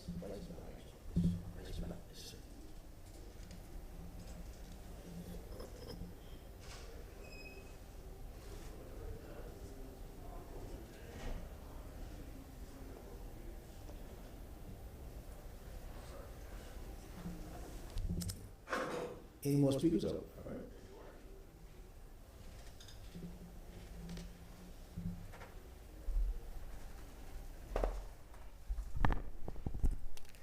My glasses on.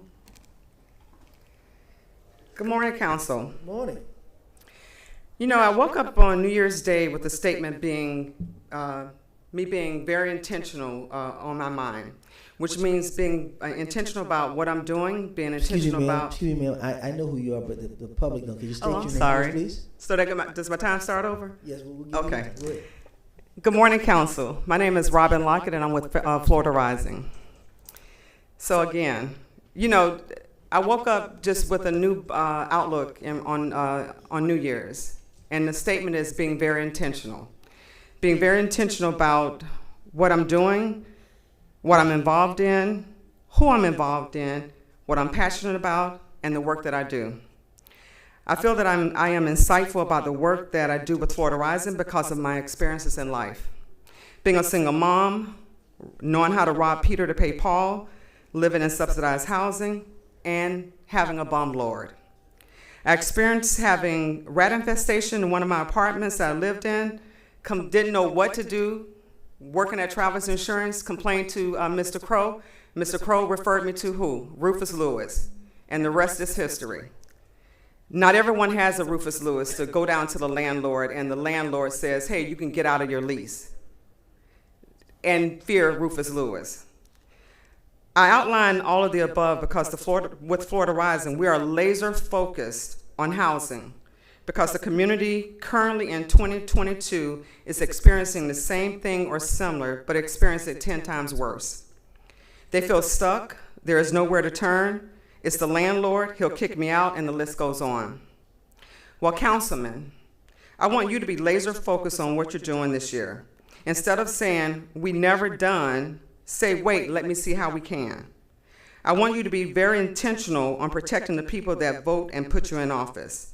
I want you to be their voice. Isn't that what you were elected for? Item 96, file number CM217952, is on the agenda.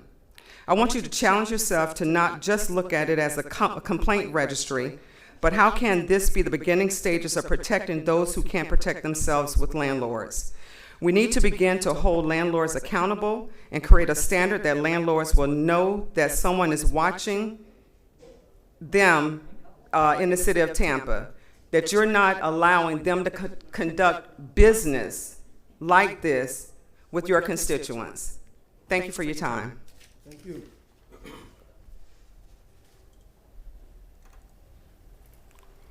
How you doing today? My name is Rodney Johnson. I'm a community organizer with Florida Rising. I just want to say something right fast. I'm actually on the forefront when it comes to canvassing and knocking on doors from neighborhood to neighborhood. And I just wanted to say that I would love to try to give the tenants a voice where they can speak out. I met so many tenants where they just feel like after they signed the lease, they just are prison in their own home. And I mean, and a lot of them are elderly most of the time. A lot of them are elderly and get treated any kind of way. So if you would, please help our tenants have a voice. Thank you. Thank you, sir.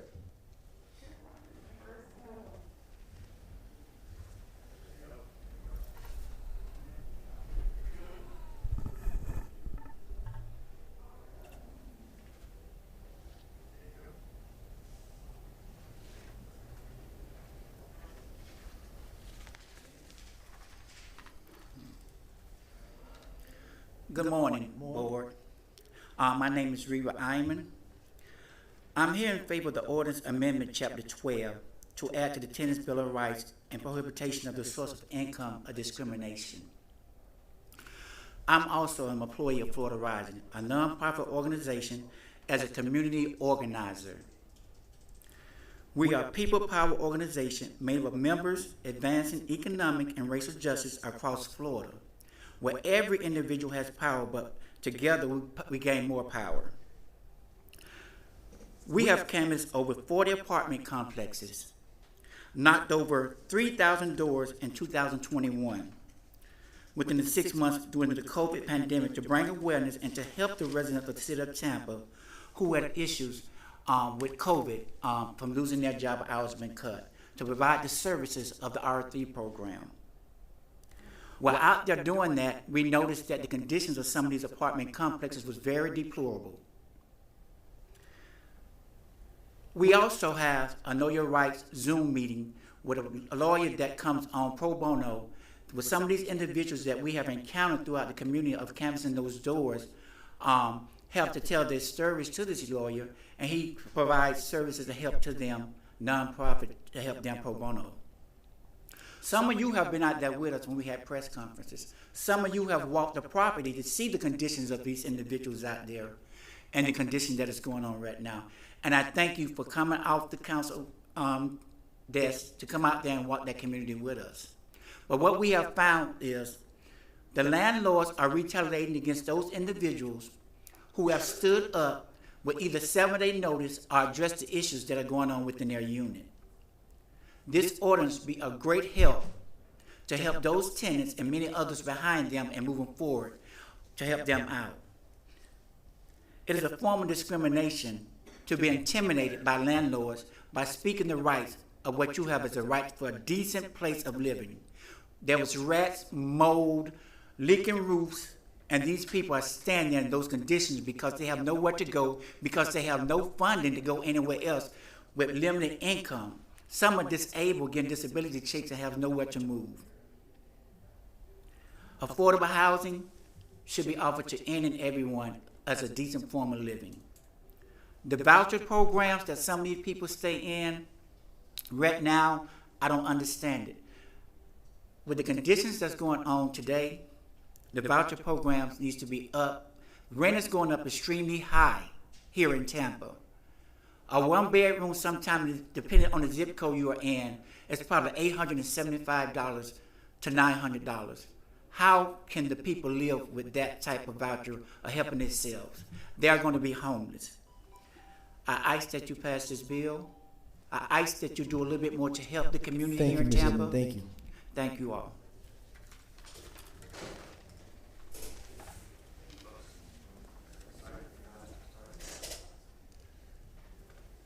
No more public speaking, council. One more speaker, you said? No, sir, no more. No more speakers. Okay, all right. I guess we'll go to the phone lines. Good morning. The first speaker is going to be Michael Randolph. Michael, if you're on the line, please unmute yourself, and you have 3 minutes to speak. Good morning. My name is Michael Randolph, and I'm with the West Tampa CDC. First of all, the CDC does support our Eastside partners related to the Hanover project. We're there and we're ready to help you if we can. There are two things I want to bring up to council updates. First is job creation. The West Tampa CDC has created what's known as the job database system, in which we connect employees and employers to jobs. Most recently, as you know, in West Tampa, the public is coming to West Tampa. That's going to be between 100 to 120 jobs for residents in the community. We're going to be matching residents with those jobs.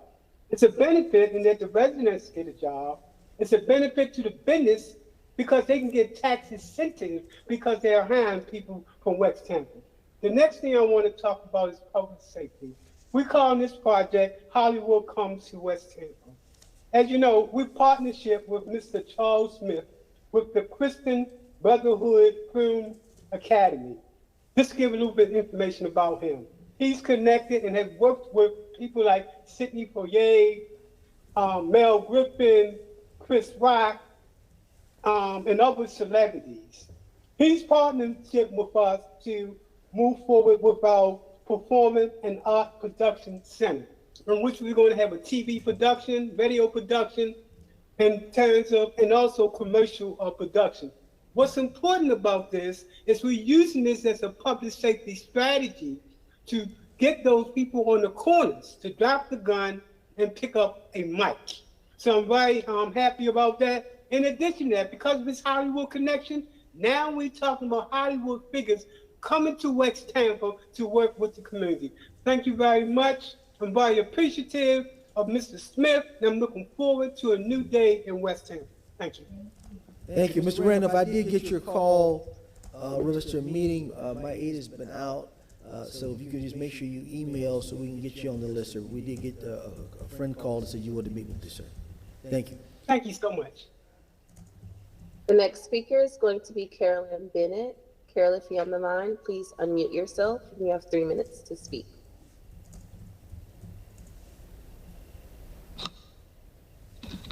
My name is Carolyn Bennett, and I'm a lifelong resident of South Tampa. If you want to piss off South Tampa people, just say the word Georgetown. You just might see some heads explode. The city and county lost a priceless, one-time only opportunity to buy an environmental and recreational gem, and they blew it. They were cheapskates and lost something irreplaceable. Instead of our Georgetown Public Park, we are going to get giant McMansions with private boat docks and private sunset views that the public can't use or see. And we're going to get the fat taxes they produce. But every penny of those taxes will go into the general fund. Thousands and thousands and thousands of new dwelling units have been approved in South Tampa. Single-family homes, townhouses, condos, and apartments. And every single penny of that tax windfall will go into the general fund. I actually think that's okay. What is not okay is that the city allowed this growth without safety measures and infrastructure. 16 years ago, the city said we needed a traffic light at Tyson and West Shore. We still don't have that light. What we are going to have is 1,800 more units on Tyson Avenue alone. But we aren't going to have that traffic light until God knows when. The road improvements on Tyson are the city's responsibility. We want those improvements now. The population and traffic have exploded. And now we get the additional traffic nightmare of more construction and the hellish rush hour of several thousand more cars every day. We want the Tyson improvements now. South Tampa suffers the risk of this reckless growth and impossible emergency evacuations. Give us some of the benefit. Take some of the glut of new tax revenue and buy us a damn public park. The city has the opportunity to buy a 6-acre waterfront public park. This waterfront park will be connected to a 2-mile walking trail. There's a railway spur that can connect an additional 2-mile greenway. We can have movies and concerts in the park. People can use micromobility to ride an e-bike there, have dinner on the waterfront, and eat ice cream while their kids play in the park. Just do it. I don't care what you call it. The general fund, a TIF, hell, call it a budget thingamadoozy if you want to. Just do it. You're already on the hook for the roadway cost. That's not new or additional. The only new cost is buying a 6-acre waterfront public park. What's wrong with that? Use the gobs of new tax money that will pour into the general fund and buy a public park for the people who are paying the price for all that new money with our time and frustration and road rage and risk of riding out a hurricane in our cars. The current city council administration didn't cause the problems. They were created by the city in the past, but you are in charge of today and tomorrow. Seize this one-time only opportunity. Don't make another cheapskate Georgetown mistake. Thank you. Thank you.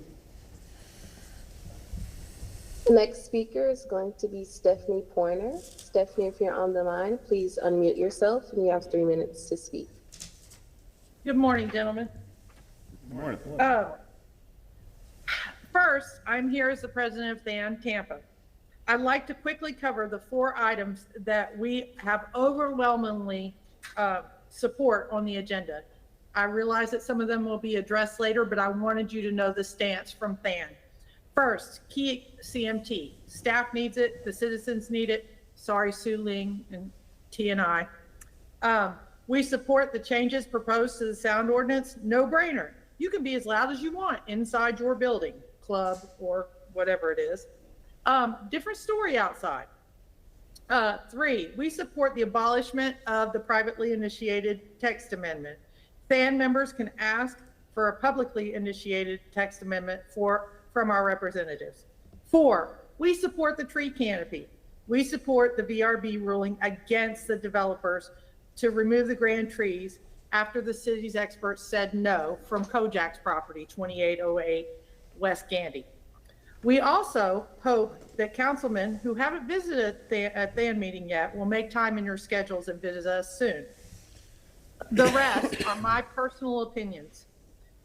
Number 2, I support the Tenants' Bill of Rights. Good landlords follow them anyway. As for bad landlords, they should be addressed with item number 96, and please put some teeth in it. As many of you have saw on Saturday at the American Dream Fest, it's time for protections to be put in place from unscrupulous landlords. That's not all of us, but there's a few, and they're out there. Now, I want to speak about what really makes me tick and what obviously makes Carol Ann tick as well. Why are we acting like 5215 West Tyson is a snake? It's not in Fludra. Here's what it is. A hazardous chlorine plant in the middle of South Tampa. A customer of CSX, as the chemicals are hauled away on rail cars in the middle of the night. A victim of a privately initiated text amendment. Yes, that's what it was. The final rules were dropped away when that PETA requested the amendments to the comp plan. Yet another reason to kill the PETAs. It is dangerous to the 1 million square feet of residential housing near it as the crow flies in the Marina District. It is less than 1.5 football fields from the residents, which is how far the folks in Granite Village, South Carolina were when they died of a chemical leak of the same quality that they manufacture in that plant. It is something a developer is willing to purchase and trade for a waterfront park. It is not safe to live anywhere near this property. Researchers say 14 miles. Thank you. Thank you. And thank you, Ms. Neff, for doing all the research on the Hannah project. We all can't work really hard on every project like that, but I think that me and Ms. Neff need to be friends. Have a good day. Thank you. Chair, that's going to conclude public comments. Thank you. All righty then. All right, we'll jump into item number 2 then.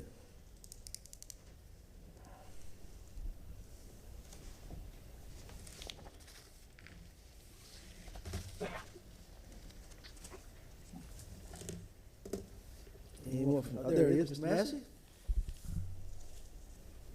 You're muted, sir. Can you hear me now? Yes, sir. All right. I'm here in connection with item number 2, Morris Massey, City Attorney's Office. This is the first reading of a proposed ordinance that would amend Chapter 12 of the City Code of Ordinances. There are 2 key components to this ordinance. One, also known as the Tenant's Bill of Rights.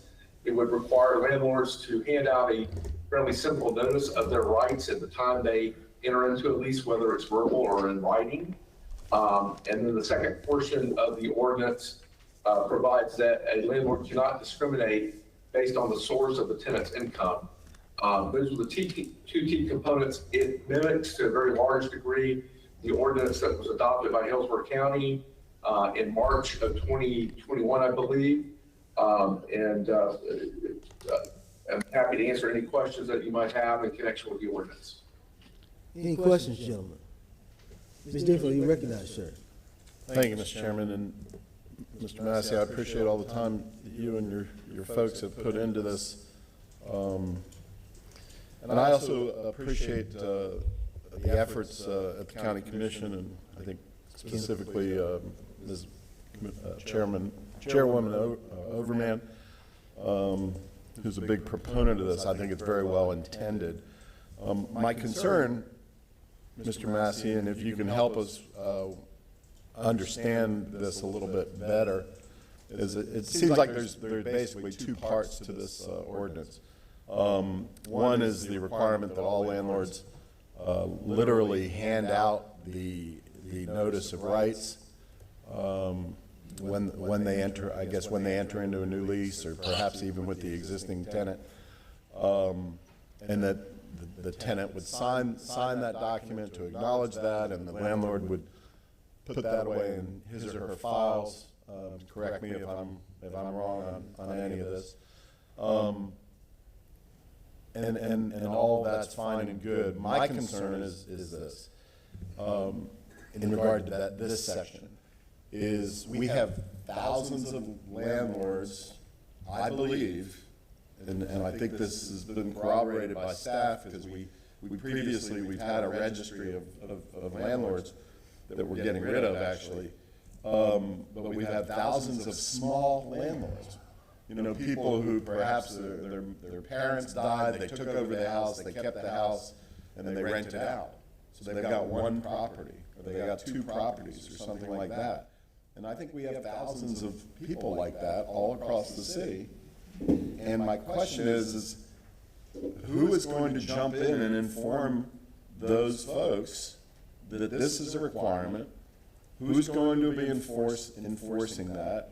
How much resources and time and effort are we going to do that? And perhaps more importantly, on the front end of all this, who's complaining about it? Who's complaining about it to say that there's an absolute need for this document to be handed to folks up front? Now, I'm not saying that tenants never get abused, but we have an organization in the city to already address that. We have code enforcement to address physical issues. We have our housing folks, probably 10 housing folks that work with the federal agency, the HUD, to address discrimination and that sort of thing. I just feel like we're sort of responding to a problem that I haven't, in my 10 years on council, I haven't heard as overwhelming. But now that we're doing it, it's like we're creating a whole nother bureaucracy and a whole nother regulatory framework that frankly I think might be really overkill and unnecessary. That's number one. Number two is the other part of this has to do with Section 8. I mean, if we cut to the chase, it has to do with Section 8. And basically, a lot of states, New Jersey, I think, Maryland, et cetera, are sort of they're sort of saying the same thing this code says, and I think the unincorporated county says, is that landlords cannot discriminate against folks who come to them with a Section 8 voucher. But my question to you on this one, Mr. Massey, on the Section 8 issue is, does this ordinance require a landlord to participate in the Section 8 program? It does not require that they participate, but that if that source of the tenant's income is vouchers that are issued under Section 8, they cannot discriminate on that basis. They cannot say, we're not going to lease it to you because of your source of income. That's what the ordinance says. But are we splitting hairs there? Because it's my understanding, in order to participate in Section 8, a landlord has to go over and participate with the Tampa Housing Authority. They have to meet what I just looked up. It says Housing Quality Standards, HQS. They have to get it inspected. They have to submit additional documentation. And then they have to get on a payroll system to receive that federal/Tampa Housing Authority money. And then there's a delay to even get paid your rent from the thing. According to Tampa Housing Authority, there's a 45+ day delay. But my point is your first statement, I think, said we're not requiring the landlords to participate in Section 8, but the flip side is that somebody shows up with a Section 8 voucher, we're making them, or we can't discriminate against them. So how do you blend those two statements? I think what we're saying is that if part of the tenants, if the tenant's getting a voucher from the federal government or through the housing authority for their rent, then that has to be calculated as part of their source of income. A lot of landlords, especially the larger landlords, have basic income requirements. And so what this ordinance says is that you cannot exclude that. You have to include that in determining whether they meet the income qualification requirements in order to rent a unit, an apartment unit in that complex.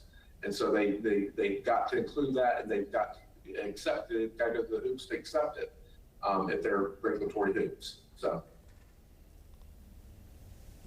I'm still not sure I'm clear on how those two work together, because if on the one hand we're saying, no, Mr. Lamb, we're not going to force you to do that paperwork and go into the THA voucher system, but on the flip side, you must accept that voucher. I don't know how those work together, but I won't beat the dead horse. No, I hear you. I mean, the way I understand it, again, we've accepted pretty much what the county has adopted, and so, but the way I understand it, if they've got to go through certain regulatory hoops in order to accept the voucher, and that's part of it, and they otherwise meet the income qualification requirements of the landlord, then they would have to do that. Okay.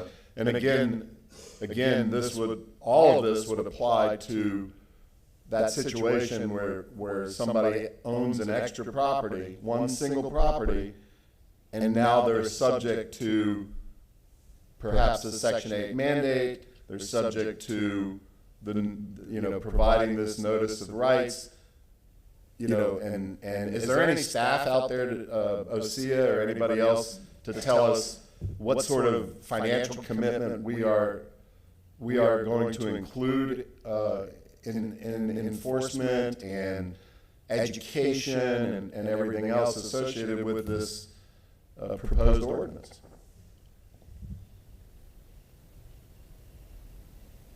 I don't know, Ms. Nguyen, are you on the line?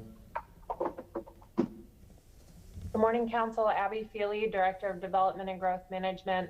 It is my understanding that the Tampa Office of Human Rights, which is part of our Housing and Community Development Division, they right now handle complaints related to fair housing.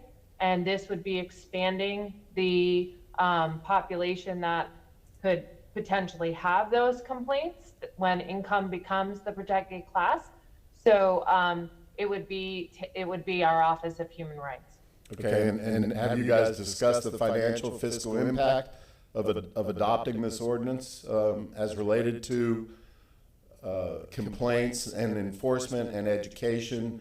And how are we going to inform those thousands of small mom and pop landlords that have onesies and twosies? I'm not overly concerned with big 200-unit apartment complexes because they're much more sophisticated. Well, I think this is a two-prong as you've been discussing it this morning, and we'll be discussing it further, and it may be in partnership with OSEA's team for the dissemination of information as far as the Bill of Rights. But I was responding in relation to the complaints that may come now that income would be a protected class that would have standing to raise a complaint against a landlord, which our team currently handles those in relation to the other classifications. One last question, Abby, and I appreciate you jumping in. Do you have any documentation as related to complaints of people being turned away on Section 8, people being, needing these additional notice of rights? Do we have any quantity of X number of people, X number of individuals who, in other words, something generated this ordinance, and usually it's if we get a lot of constituent concerns and constituent complaints and that sort of thing, then we write ordinances to address them. But I haven't been provided with any of that sort of documentation to justify why we're getting into a whole new regulatory scheme. Let me interrupt real quick on that one, Councilman Dean Felder. This was generated as a motion of City Council. I believe the County Commission adopted this ordinance pretty much in March. As a result, Council did ask us to look into the ordinance, to summarize it, and also report on, the county, what the county did. The county did have a fairly extensive education program about the notice of rights. So it's been publicized by the county. I'm not saying that we wouldn't need to do something similar because we probably would. But after the presentation that we made summarizing the contents of the ordinance and the county's experience with the ordinance, Council asked us to come back with the ordinance that basically mimicked what the county did. So that's how that arrived to you. So it's come through Council primarily, not through, at least, again, it's come through this body. It has not been generated by staff or by the legal department in response to complaints that we're receiving. So I just want to clarify that for the record. Okay, and I'll just add, thank you, Morris, for that clarification. And I am aware that that's where this came from, but I guess, Abby, I just want to know and give you the opportunity to say, do you have any sort of reports or documentation of complaints that this is complaint driven? Well, we do not, and right now it's my understanding that those individuals would not have standing to raise that complaint without the income being in our ordinance. The other side to that was that we are in the process of bringing back to you our updated human rights ordinance, and that is where we were also, it would be amended to also include income as a protected class, where it talks to what are our protected classes. So that, I believe, is coming back in the beginning of February. Carl Brody had been working on that with Maurice Foster and our human rights team. So I think we had originally included it in that update to the human rights ordinance, and that it also was associated here with the tenant Bill of Rights, so that those two documents would then be consistent with one another. And I would defer to Morris if that is incorrect. But so we would have it in the human rights ordinance as well, but we don't currently have a report on how many were turned away, or because it's my understanding they wouldn't have standing at this time to raise that formal complaint through our offices. Okay, Mr. Chairman, I just wanted to say, I'll wrap up. I think anybody who knows me and knows my history knows that I'm a huge supporter of human rights and civil rights, and I'm a former ACLU attorney, et cetera, et cetera. I like to respond to problems with solutions, but I haven't, nobody's shown me evidence or documentation that we have a problem in this regard. And the fact that they might not have standing, Ms. Feely, doesn't mean, that doesn't keep people from filing complaints. Lots of people file complaints with your human rights department that are then told they don't have standing. And if somebody could show me documentation that says we've turned away these dozens of complaints because these people don't have rights as related to Section 8 and being turned away from Section 8, then I might perk up a little bit. But I've been asking this question at least for a few days, and nobody's shown me anything. I'm sorry, Abby, that I haven't asked you, and I apologize, but I have asked other people in the city. Thank you, Mr. Chairman. Let me say this. The AHAC board for the county is a little bit different. They have a vast majority of people from the city to Terrace, Plant City to county.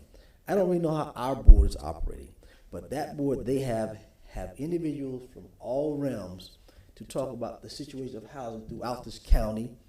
And a lot of times, when we're talking about county issues, a lot of city of Tampa issues come from that board, a lot of them.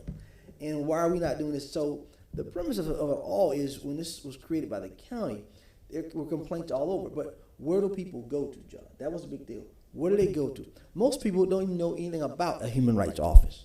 I'm gonna be honest with you. Don't know who that person is, or where it's located. People don't know to know. That's the gist of most of your problems we have.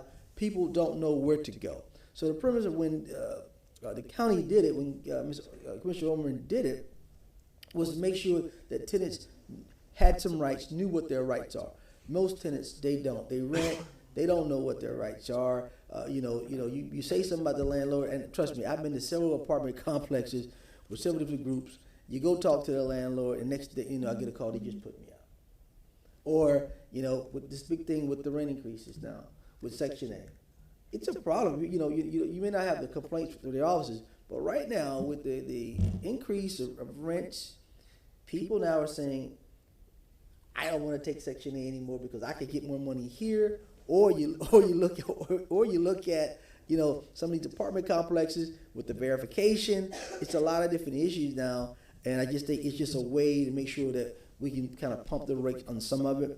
Don't know if it's going to help 100%, Mr. Dingfelder, but I just know that I would not want to have something in place where the county has something in place, but yet people they're transient. They come from city to county, all over the place, and that's a lot of problem with our county is. A lot of our stuff should mirror each other, so when people do go here, there. But what happens is we don't, and then people get confused of it all. So that's why I brought it up here for council to look at this, because I want to make sure that there's a balance of what we're doing with our whole county.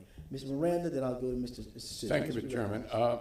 Along these same lines that Mr. Chairman and Mr. Dingfelder spoke about, when you look at this ordinance and you understand the rights of tenants and the rights of landlords, if the city council does not have an ordinance, the city of Tampa, I would assume that the county ordinance may come in play here because we're in the county. However, county government is an extension of what? State government.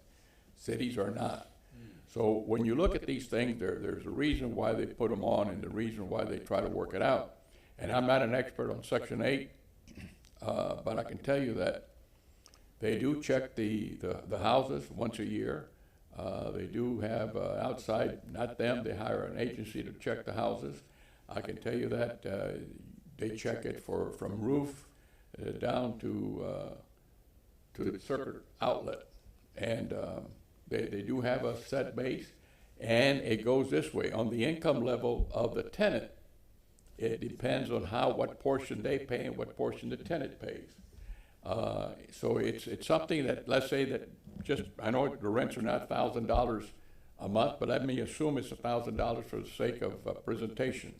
Let's say it's a 50-50, 500 for the tenant, 500 for the housing authority comes in. One goes to wherever you want to send it to, what bank it is, and the other one, it's paid. So when these things happen by the landlord collects from the tenant. So what this is that if the income changes of the tenant, the balance changes, guess what? The tenant tries to do something better. In essence, without the rate going up $1,000, the voucher drops because now the tenant's making more money, so that tenant is also suppressed in a way. And I'm not saying the housing authority is doing this with intent, but that's the rules that they have to follow by the federal guidelines. So who are we helping? So I come from housing projects. And the reason I left the damn thing, and I loved it over there, was that they raised my rent years ago, which is fine. But at that time, I felt I could do better in the open market. And I did. And that's how I got out, which is, I'm not ashamed to say I was there. It's a wonderful place to live. It's better than what I had in the streets. So it's just the opportunity was there, and I took it. So these are the things that we have to understand, that rent of $1,000 may stay stable. And then every once a year, you have a contract with the housing authority on the adjustable of the rate. And they do have a class that they bring you in. And the reason I'm saying that, I've been to that class.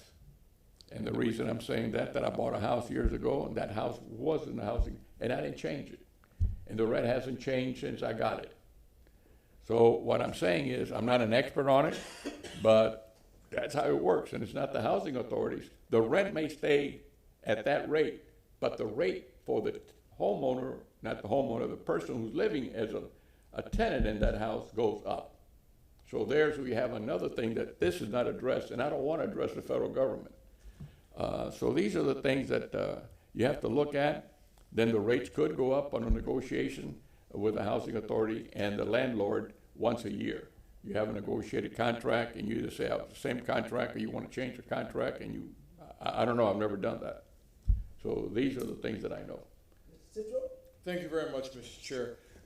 To Councilman Dingfelder's point, we have very limited access to any type of enforcement to this if this were to go through. It is my opinion that this, I shudder to say this, should be regulated by the state. So that if somebody leaves City of Tampa, Hillsborough County, and decides to move over to Pinellas, this type of thing would be universal across the state. Much like our driver's license, much our concealed weapons permit, those type of things. So that people can move in any city in this state and still be under the same umbrella. And that's my opinion. I think this should be regulated more by the state. Yeah. Thank you, sir, very much. I appreciate it. No, I intend to vote for this 110%. I think this is good so long as it's carried out like all well-meaning laws with common sense. I appreciate Councilman Dingfelder's words, and it's funny what he talked about when Councilman Dingfelder talked about his bona fides. Anybody who questions Councilman Dingfelder's bona fides is a bleeding heart, and I say that as a compliment, has a really long way to go, so I don't think that's in dispute. But this is certainly something that I support 110%. Like the chairman said, I have heard complaints that deal directly with the issues that are addressed in this ordinance. I've been out to numerous apartments, but especially Chairman Goods has been out there with me. Robin Lockett, or Rodney, who is here, and many, many others have been out to Timber Falls. And we've heard stories that are shocking, that are shocking, seen things that are shocking. And a lot of people don't know their rights. And that does deal, by the way, with a larger apartment complex. But it does speak to the need on people to know their rights. Now, the issue is, how are you going to implement it? You know, I have faith that we're going to do this in a way that is common sense, that gives, you know, accommodation for compliance, et cetera, and devote the resources to education to the many, many folks out there who are rental folks who are doing rentals, whether they're small, whether they're entrepreneurs, whether they're larger, et cetera.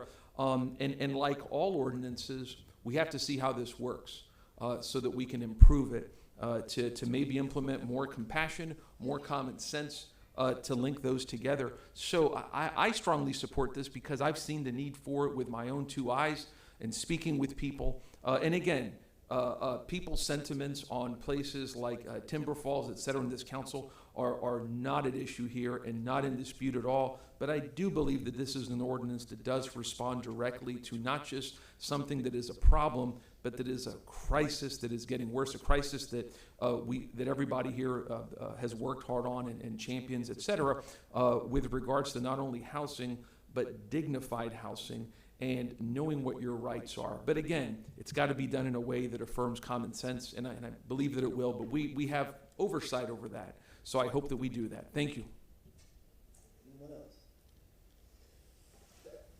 If I, yeah, I just wanted to respond to Ms. Miranda and Charlie. I appreciate you have clearly have more knowledge and history on the details of that, the Section 8 program than I do, because I have very little. The only thing I wanted to point out is this, by implementing this, according to what Mr. Massey said, and Morris, correct me if I'm misquoting you, this will mandate that any property owner who is renting any residential property from 1 unit up to 1,000 or more is going to be subject to two different things. One, to handing out this tenant bill of rights piece of paper and getting it signed and keeping it in their files. Maybe that's no big deal, but it's, you know, there is a penalty in here that I think was referenced, a $450 fine if they don't do it, number one. And number two is it's going to mandate that every single landlord in this community is required to take Section 8, is required to go over to the Housing Authority and participate in that Section 8 program. And again, I've never been involved in that. I don't know how detailed that is. I didn't see that. Oh, yeah. I see what they have to participate. That they have to participate. I mean, that's what I asked the clarification from Mr. Massey. Mr. Massey was trying to draw a distinction between they can't discriminate, but we don't require them to participate. But I think that's a distinction without a difference, Morris, because at the end of the day, if they don't accept that voucher, somebody's going to say you're discriminating against me. So at the end of the day, we're requiring, I believe, in the plain reading of this language, we're requiring them to participate in the Section 8 program. And I don't know that that's right or fair, especially to small property owners. And I'm going to propose, Mr. Vieira, that if we limited this to, let's say, property owners 4 units or more, then maybe I'd feel more comfortable with it. But I'm a little concerned about the small mom and pop property owners who, many of which are, you know, retired, and this is their source of income, and, you know, what have you. They got one house, 2 houses, what have you. So that would give me more comfort level. And I'm not trying to make any more of it than what it already is, but what's causing the increase in rents? The value of the house, the value of the property. So the other day I was watching TV, something I rarely do, and I saw where this one individual bought a house on the Bay Shore for $3.8 million, which is nice. Puts it in the market for 9-point-some million the day after. And you know what? He'll sell it for that because somebody wants to move in. So what I'm saying, are we going to prohibit any individual from raising the cost of what they bought it from? There's what's causing the problem. It ain't. The lot's the same, the house is the same, but the value went up, your taxes went up. So what are we doing? How are we going to solve this? And when you look at this, listen, people blame the presidents, whoever they are, of the United States. no matter if you're Republican or Democrat, for the cost of gas. They have nothing to do with the cost of gas. And are we gonna say you gotta limit the cost of automobiles? You can't raise the prices of milk, of goods, of food? I don't understand it to that point. So what are we going to accomplish by doing this? The reason rents go up is because it's a mothball operational thing that you see everything going up in value, and you have to raise the rent to keep up. Some do it, some don't. And I don't see how I can make an ordinance that I'm going to cover the value of the house, that you can't sell a house. The reason, and in my estimate, there's thousands of people on a list already in Tampa housing to find a home, and it's not available. They're not built quick. We cannot build houses quick enough to meet the supply and demand. You have to go vertical from now on because you can't do it. We don't have enough land for all that. So these are the things that I see coming, and this ordinance is a well-intended ordinance, but those are the reasons that I'm putting. Do I tell somebody you bought that house, you can't sell it for more than 5%? No, but it's a demand, supply and demand issue that we have on everything. Everything is blamed on COVID. This ain't COVID. Neither is the cost of gas COVID. I don't care what they say. Neither is the cost of food. It's the people don't have enough demand for the supply because something in the chain went wrong. And it's either people quit work. There was, 4.5 million people that left their employment in the United States not too long ago. I don't know where they went, but I guess they got a better job. When you see that there's two words that I see everywhere I go. You know what it is? Help wanted. No matter where you go, no matter where you're driving or what street, you'll see a sign on most buildings saying help wanted. What does that tell you? The supply and demand has been somehow disassembled. And these are the things that we cannot fix. That's all I'm going to say, Mr. Chairman. Anyone else? Mr. Beard, you can take it up, sir. Thank you, sir. I move an ordinance being presented for first reading consideration ordinance of the City of Tampa, Florida, amending the City of Tampa Code of Ordinances, Chapter 12, to add Article 7, Tenants' Bill of Rights, and the prohibition of source of income discrimination, and Sections 12-140 through 12-145 within said article, providing for a title, providing for definitions, providing for a requirement to provide tenants with a notice of rights, providing for a prohibition on source of income discrimination, providing for enforcement and penalties for violation, providing for exemptions, amending Sections 12-4, subsection A, 12-5, subsection E, 19-4, subsection A, 20.5-5, subsection D of the City of Tampa Code Ordinances in connection with this new Article 7, repealing all ordinances or parts of ordinances in conflict therewith, providing for severability, providing an effective date. Second by Mr. Maniscalco. Mr. Dingfield, you recognize. Right, question on motion. Again, as I stated earlier, I'd be comfortable voting for this if it did not apply to landlords who own or less than 4 units. And if the maker of the motion and the second might consider that, or if people aren't comfortable with 4 units, whatever. But something less than all landlords. And thank you for that, Councilman. I'm reading the motion as it is. This is, correct me if I'm wrong, Mr. Shelby or Ms. Feely, this is exactly what the county passed, correct? Mr. Massey would probably be best to address that. I'm Thank sorry. There are a few changes to it, but it is, those two articles are virtually identical to what the county adopted. Okay. Yeah, I mean, as the maker of the motion, I'm fine with it as is. I would especially be uncomfortable with any reduction whenever it comes to the Tenants' Bill of Rights issue. Again, my view on this is, and maybe a compromise, Councilman, is that we could do an amendment to a separate motion, having this come back to us within 6 months or 9 months to see how the enforcement's going, so that maybe we could keep an eye on it, because again, there are issues common sense regulation that we have to adhere to. Maybe have it come back to us within 6 or 9 months to see how it's working out and see how the staff is implementing it and educating the public on it. Maybe a good compromise there. That could be a separate motion afterwards, but. Okay. Mhm.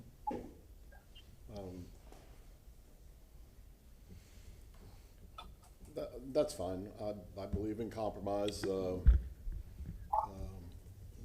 6 months reasonable, Mr. Vieira? Oh, yes, sir. Yep. All right, so we'll bring that back as a subsequent motion. And a reminder, council, this is on for first reading. It'll come back for second reading and public hearing. Madam Clerk, what date would that be? February 3rd. Okay, thank you. All right. A motion on the floor by Mr. Vieira, second by Mr. Maniscalco. Roll call vote. Citro, Yes, I am going to vote yes. However, I am going to request that all state senators and all state representatives within Hillsborough County please take a look at this to try and see if we can make this statewide. Yes. Miranda, No. Dingfelder, Hesitantly, but in the spirit of compromise, I'll vote yes. And as related to Mr. Citro's comment, I think Tallahassee will take note, and this will probably be the next thing they preempt local government from doing. But anyway. That's the funniest thing I've heard you say in a long time. Thank you, Joseph. Anyway, yes. Carlson, Yes. Maniscalco, Yes. Vieira, and Goods. Yes. Motion carried with Miranda voting no. Second reading and adoption will be held on February 3rd, 2022 at 9:30 a.m. If I may, can we do, Councilman Dingfelder, if you want to make it right hand, whoever, if I may, Mr. Chair, the subsequent motion for 6 months. Put it on The staff report in 6 months on all aspects of this ordinance. I'll second. All right, Vieira's made a motion. Mr. Dingfelder, second up. All in favor? Aye. Aye. Any opposed? Motion granted. All right, well, we can move on to committee reports. Mr. Citro, items number 3 through 7, sir, if you would. Thank you very much, Mr. Chair. I do move items 3 through 7. Second. Second by Mr. Maniscalco. Roll call vote, please. Dingfelder, Yes.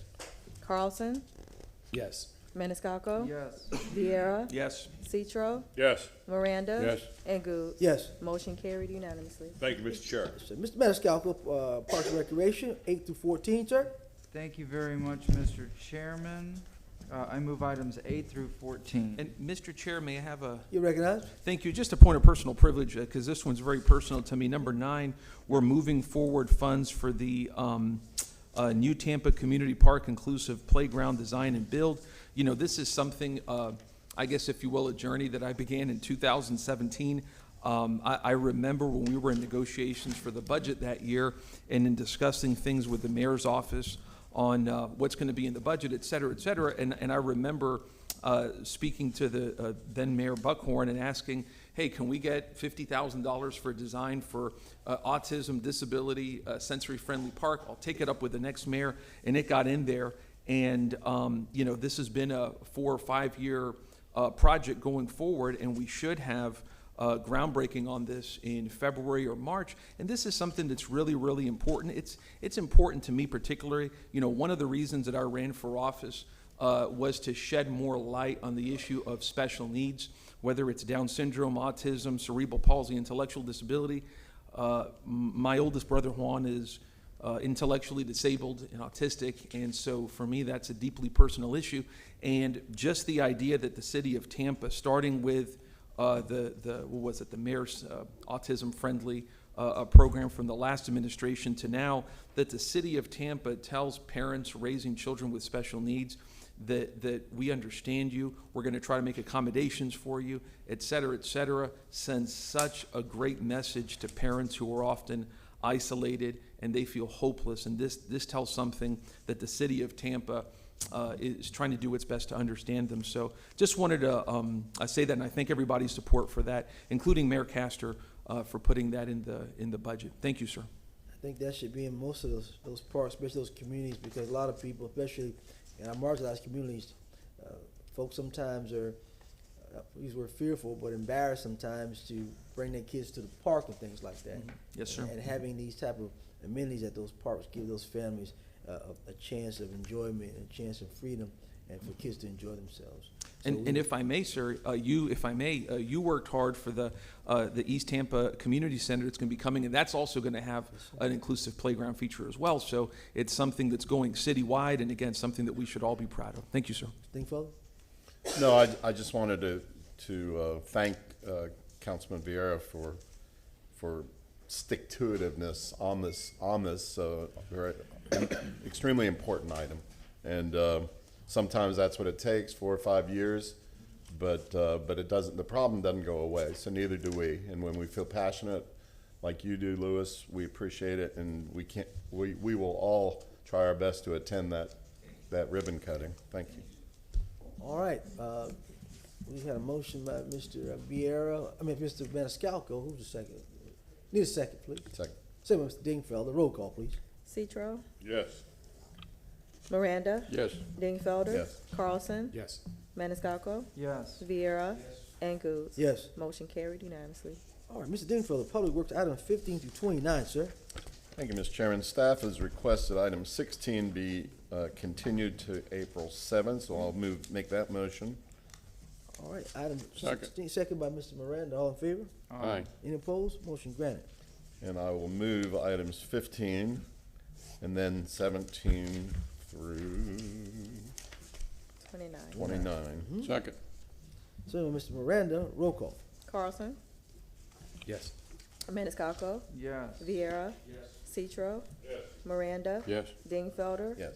and Goods. Yes. Motion carried unanimously. All right, Mr. Miranda, Finance Committee, 30 through 42, sir. Thank you, Mr. Chairman. Move items 30 through 42. Second. Second by Mr. Citro. Roll call. Maniscalco, Yes. Vieira, Citro, Miranda, Yes. Dingfelder, Yes. Carlson, Yes. and Goods. Yes. Motion carried unanimously. All right, Mr. Carlson, Building and Zoning, items 43 through 57, sir. Yes, sir. I'd like to move 43 through 57, please. Second. Second by Mr. Maniscalco. Roll call. Vieira, Citro, Miranda, Yes. Dingfelder, Yes. Carlson, Yes. Maniscalco, Yes. and Goods. Yes. Motion carried unanimously. Mr. Chair, Yes, you recognize? I need to recuse myself for number 62, please.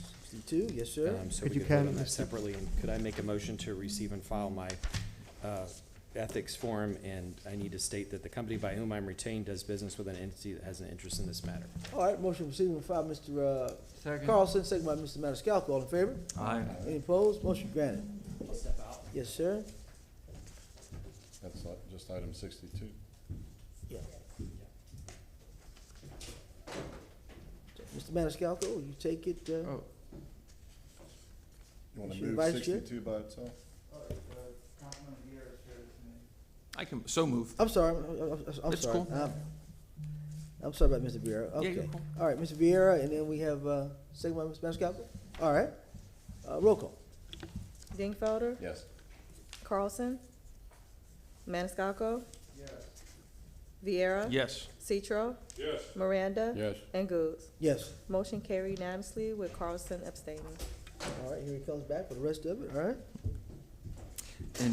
And if I may, Mr. Chairman, I move items 59 through 61 and 63 through 66, please. Second. All right, second by Mr. Miranda. Roll call vote. Citro, Miranda, Yes. Dingfelder, Yes. Carlson, Yes. Maniscalco, Vieira, Yes. and Goods. Yes. Motion carried unanimously. All right, item number 67. Chairman, move item 67, resolution for the hearing to be held September 17th, the year 2022 at 9:30 a.m. Second? Second by Mr. Citro. All in favor? Aye. Any opposed? Motion granted. Chairman, move item 68, item with requesting petition for review to be scheduled on March 17th, the year 2022 at 1:30 p.m. Second by Mr. Citro. All in favor? Aye. Any opposed? Motion granted. All right, number 69.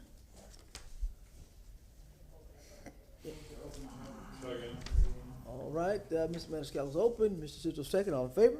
Aye. Any opposed? We're open.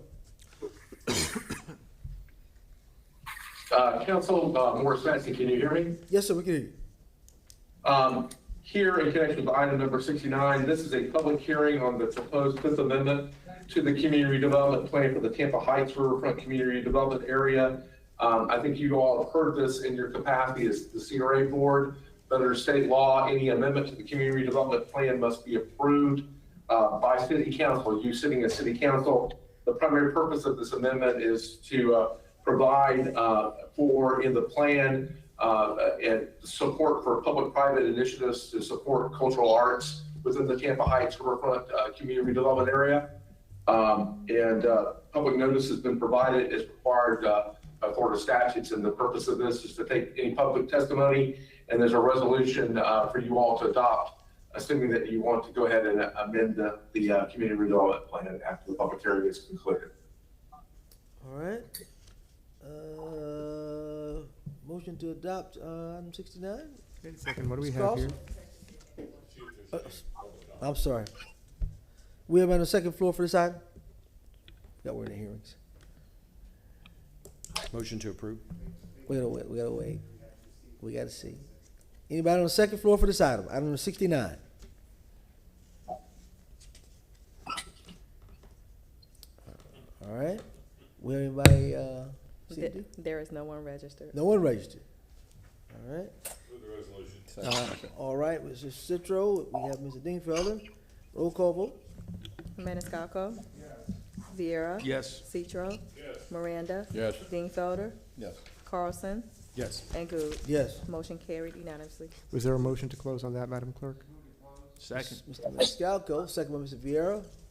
All in favor? Aye. Any opposed? We're closed. Thank you. Yes, sir. We're gonna hold item number 70 to 1:30 p.m. Is that correct, Mr.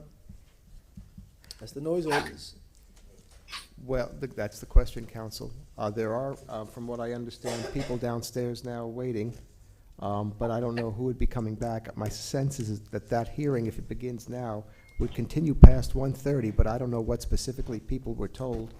I was told, they were told after lunch, because they were asked, and I said after lunch, so if that's the case. Okay. Also, I should remind council that you do have another hearing, a review hearing from the VRB, set for 1:30 this afternoon as well.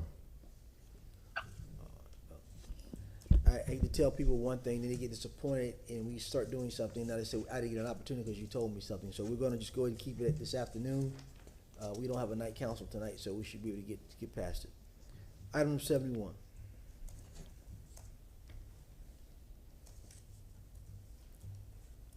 Staff on item 71. Yep. This is a historic preservation. There we go.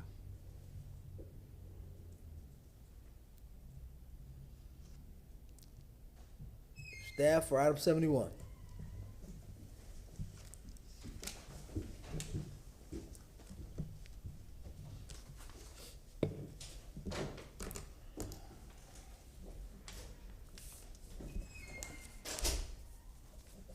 We have staff for item 71. Historic preservation staff.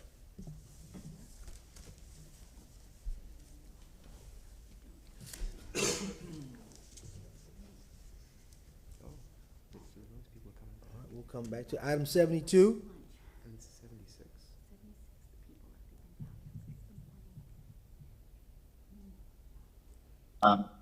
Well, I'm sorry, Counselor, are you still on item 71? This is Abby Feely for the second reading for the historic preservation property tax exemption. Yes, 71. Take you right now, 71.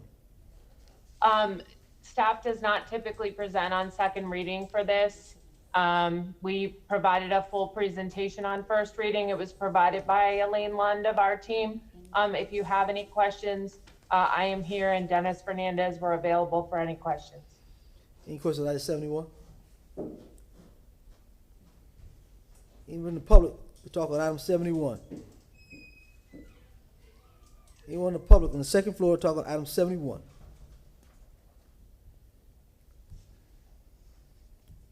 We have anybody registered for 71, Madam Clerk? No one is registered. Close. Mr. Dingfelder has moved. Mr. Maniscalco second. All in favor? Aye. Any opposed? Motion granted. Mrs. Maniscalco, 71, please, sir. Thank you very much, Mr. Chairman. I have an ordinance being presented for second reading and adoption, ordinance approving an historic preservation property tax exemption application relative to the restoration, renovation, or rehabilitation of certain property owned by German American Tampa Holdings LLC located at 2105 North Nebraska, Tampa, Florida, in the historic Ybor Historic District, based upon certain findings, providing for notice for the property appraisal of Hillsborough County, providing for severability, providing for repeal of all ordinances in conflict, providing an effective date. Second by Mr. Viera. Roll call. Citro, Miranda, Yes. Dingfelder, Yes. Carlson, Yes. Maniscalco, Yes. Vieira, Yes. and Goose. Yes. Motion carried unanimously with Citro being absent at vote. Thank you, Ms. Feely. Thank you, council, and thank you for your patience. Item number 72. Good morning. This is Danny Collins with your Planning Commission staff. This is TACPA 2120. You heard this item at your December 9th hearing and is back before you today for second reading. The request is to change the future land use designation of the sites located at 1015 Lily White Court to 1555 Scott Street from CMU 35 to UMU 60. This concludes my presentation. I'm available for any questions. Any questions, Mr. Collins? All right. Staff? Anybody else from staff? Land use amendment. Mr. Collins' staff, this is Susan Johnson. I'm sorry. We have the applicant on screen, All Mr. right, Hudson. Mr. Hudson. Council, good morning, Tyler Hudson, 400 North Ashley Drive. Appreciate your support on December 9th. Happy to answer any questions. Thank you. Any questions, Mr. Hudson? All right, anyone on the second floor to speak on this item?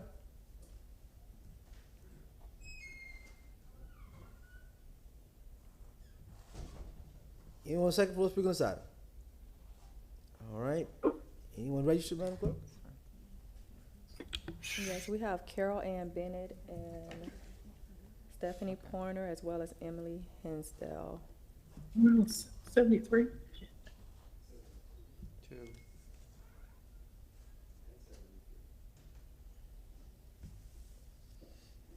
Okay.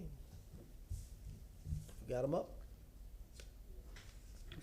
Stephanie, if you're on, you can unmute yourself. I registered for number 73. Okay, I have you down for 72 and 73. Uh-oh. This is my business. I just want 73. 70 and 73. I'm sorry.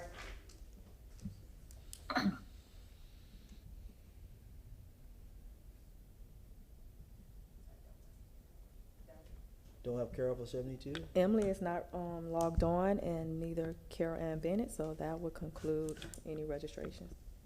All right, move to close. So moved. Second. Miranda, second by Mr. Maniscalco. All in favor? Aye. Any opposed? Motion granted. Mr. Carlson, number 72, please, sir. Yes, sir. I'd like to move file number TACPA 21-20 ordinance being presented for second reading and adoption ordinance amending the Imagine 2040 Tampa Comprehensive Plan future land use element, future land use map for the property located at 1015 Lily White Court and 1555 Scott Street from community mixed use 35 CMU 35 to urban mixed use 60 UMU 60, providing for repeal of all ordinances in conflict, providing for severability, providing an effective date. Second. Second by Mr. Dingfelder. Roll call. Miranda, Yes. Dingfelder, Yes. Carlson, Yes. Maniscalco, Yes. Vieira, Yes. Citro, Yes. and Goose. Yes. Motion carried unanimously. All right, item number 73.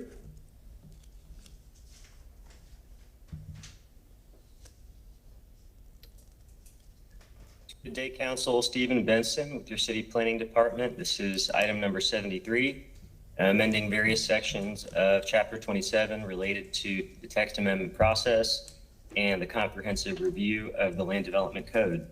Staff presented this ordinance in detail during your December 16th meeting. The Planning Commission has found the ordinance consistent with the comprehensive plan, and the action before you today is for a second reading and adoption. I am available to answer any questions you may have. Thank you. Any questions for staff? All right, no questions for staff? All right. Thank you. Anyone on the second floor speak on this item?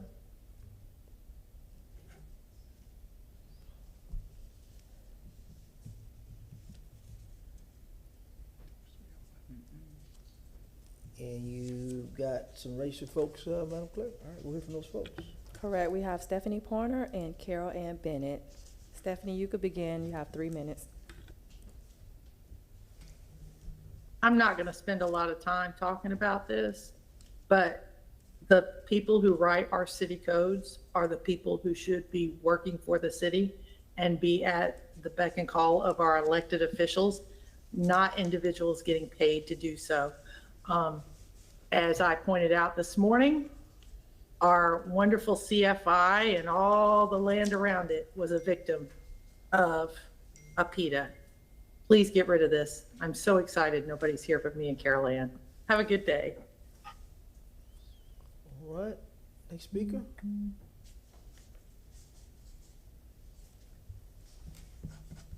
Hi, my name's Carol Ann Bennett. You guys caught me off guard here. Yeah, the agenda was renumbered, so there's some confusion. But anyhow, basically, we need to get rid of the privately initiated amendments. They are a way for people with resources to custom tailor the code to increase their profits. If citizens and neighborhood organizations want to amend the plan, they can come to you guys, our elected officials, or the mayor or the staff, and that's the way it should be. We don't have the resources to do it through the current system. Thank you. Thank you. Anyone else? All right, move to close. So moved. All right, Mr. Citro, Mr. Second. Maniscalco, all in favor? Aye. Any opposed? Motion granted. Mr. Citro, item number 73, sir. Yes, thank you, Mr. Chair. File number E2021-8, CH27, ordinance being presented for second reading and adoption, an ordinance of the City of Tampa, Florida relating to the publicly initiated text amendments making revisions to the City of Tampa Code of Ordinances, Chapter 27, Zoning and Land Development, amending Section 27-147, Amendment Initiation, amending Section 27-148, Procedure for Amendment Application, amending Section 27-151, Comprehensive Review of Land Development Code, providing for repeal of all ordinances in conflict wherein, providing for severability, providing effective date, and that was Second. wherewith. All right, second by Mr. Miranda. Roll call. Dingfelder, Yes. Carlson, Yes. Maniscalco, Yes. Viera, Yes. Citro, Yes, Miranda, Yes. and Goode. Yes. Motion carried unanimously. thank you, Mr. Chair. All right, item number 74.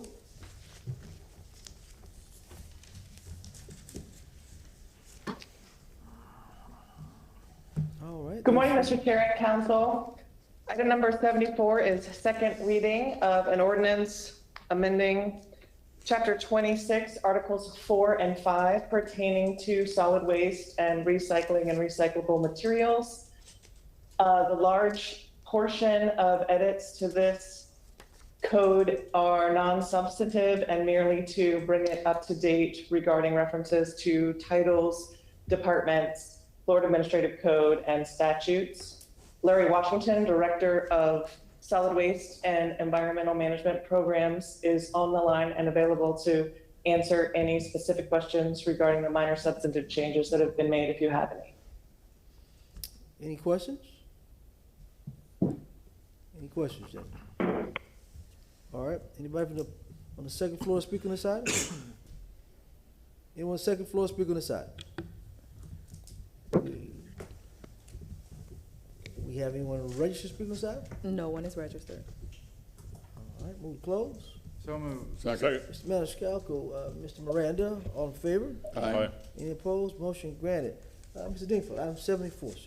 Gladly, Mr. Chairman, I'll move the following ordinance, item 74, file number E2021-8, chapter 26, being presented for second reading and adoption, an ordinance of the City of Tampa, Florida, relating to utilities, making revisions to City of Tampa Code of Ordinances, chapter 26, Utilities, Article 4, Solid Waste, and Article 5, Recyclable and Recovered Materials, amending chapter 26, repealing all ordinances or parts of ordinances in conflict therewith, providing for severability, providing an effective date. Second. Second by Mr. Miranda, roll call. Carlson, Yes. Maniscalco, Yes. Viera, Yes. Citro, Yes. Miranda, Yes. Dingfelder, Yes. and Goode. Yes. Motion carried unanimously. All right, item number 75. Thanks so Zane? much. Zane Hussein. All right. How are you? Zane Hussein, Development Coordination. Item number 75, REZ 21-77. This is being presented for second reading and adoption for the address at 5415 Mariner Street and 5420 Bay Center Drive. This is a proposed rezoning from OP1 Office Professional to PD Planned Development, Residential, Multifamily, and Retail Sales, Convenience Goods. Site plans were dropped off yesterday at City Hall. I'm here for any questions if needed. Any questions from staff? Mr. Shelby, you recognized. Reminder, council, that the rest of these 9:30 public hearings are quasi-judicial, if there is going to be any testimony taken. Also, a reminder, council, as it applies to this quasi-judicial matter, as well as all subsequent quasi-judicial matters, I would ask that the council receive and file the ex parte communications that have been received and have been placed into the record by the clerk. By motion, please. Move to receive and file. Second. Motion by Mr. Citro, second by Mr. Maniscalco. All in favor? Aye. Any opposed? Thank you, council. Motion granted. All right, Mr. Hussein, any questions from Mr. Hussein? Being none, we'll hear from the applicant. Good morning, Catherine Cole with the law firm of Hill Ward Henderson representing the applicant. We have our team here. As you know, that you approved this on first reading and it was continued in second reading. I did want to take the opportunity to read into the record a letter that was sent last night from Save Ms. Beach Cole, Park regarding. Ms. Cole, you raise your hand to be sworn by the clerk, please, and then your representative. I certainly will. And Mr. Cohen's here also. right hand. Please raise your right hand. Do you swear or affirm that the testimony that you're about to give is the truth and nothing but the truth? I do. Yes. Thank you. You may continue, ma'am. Yes, certainly. This letter from Kathleen Berkey with Becker Polyakoff, and she said, "Dear City Council members, my office represents Save Beach Park LLC. Save Beach Park appreciates that the applicant in the above referenced rezoning case was willing to meet with the neighborhood, listen to their concerns, and make changes to this project that it made it more palatable for a beach park. Additionally, SBP appreciates the applicant delaying its rezoning hearing to allow the Hillsborough County school boundary changes in the West Shore area to be approved. These boundary changes were approved earlier this week. The applicant arrived at a project size, height, and density that, given the location of the project away from single-family homes, makes this project one to which SBP will not object.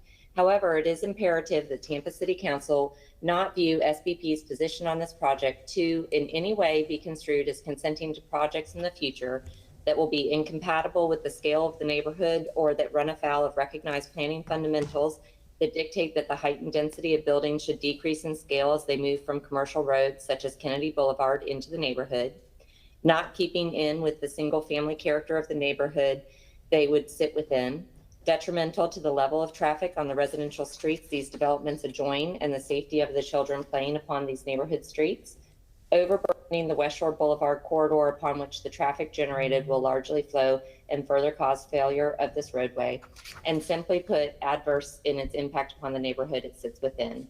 Thank you sincerely, Katie Berkey on behalf of Save Beach Park." We did assure them that we would read that into the record this morning, and we appreciate your indulgence. We can answer any questions with our development team if you have any. Thank you. Any questions? All right. We'll move right along. Anyone on the second floor speak on the side?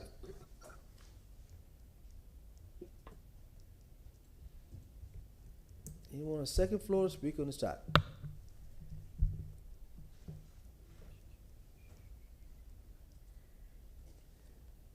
We have anyone registered to speak on the side? Yes, we have a Mr. James Creed. He just need to unmute himself and turn on his camera. Mr. Creed? Unmute yourself, sir.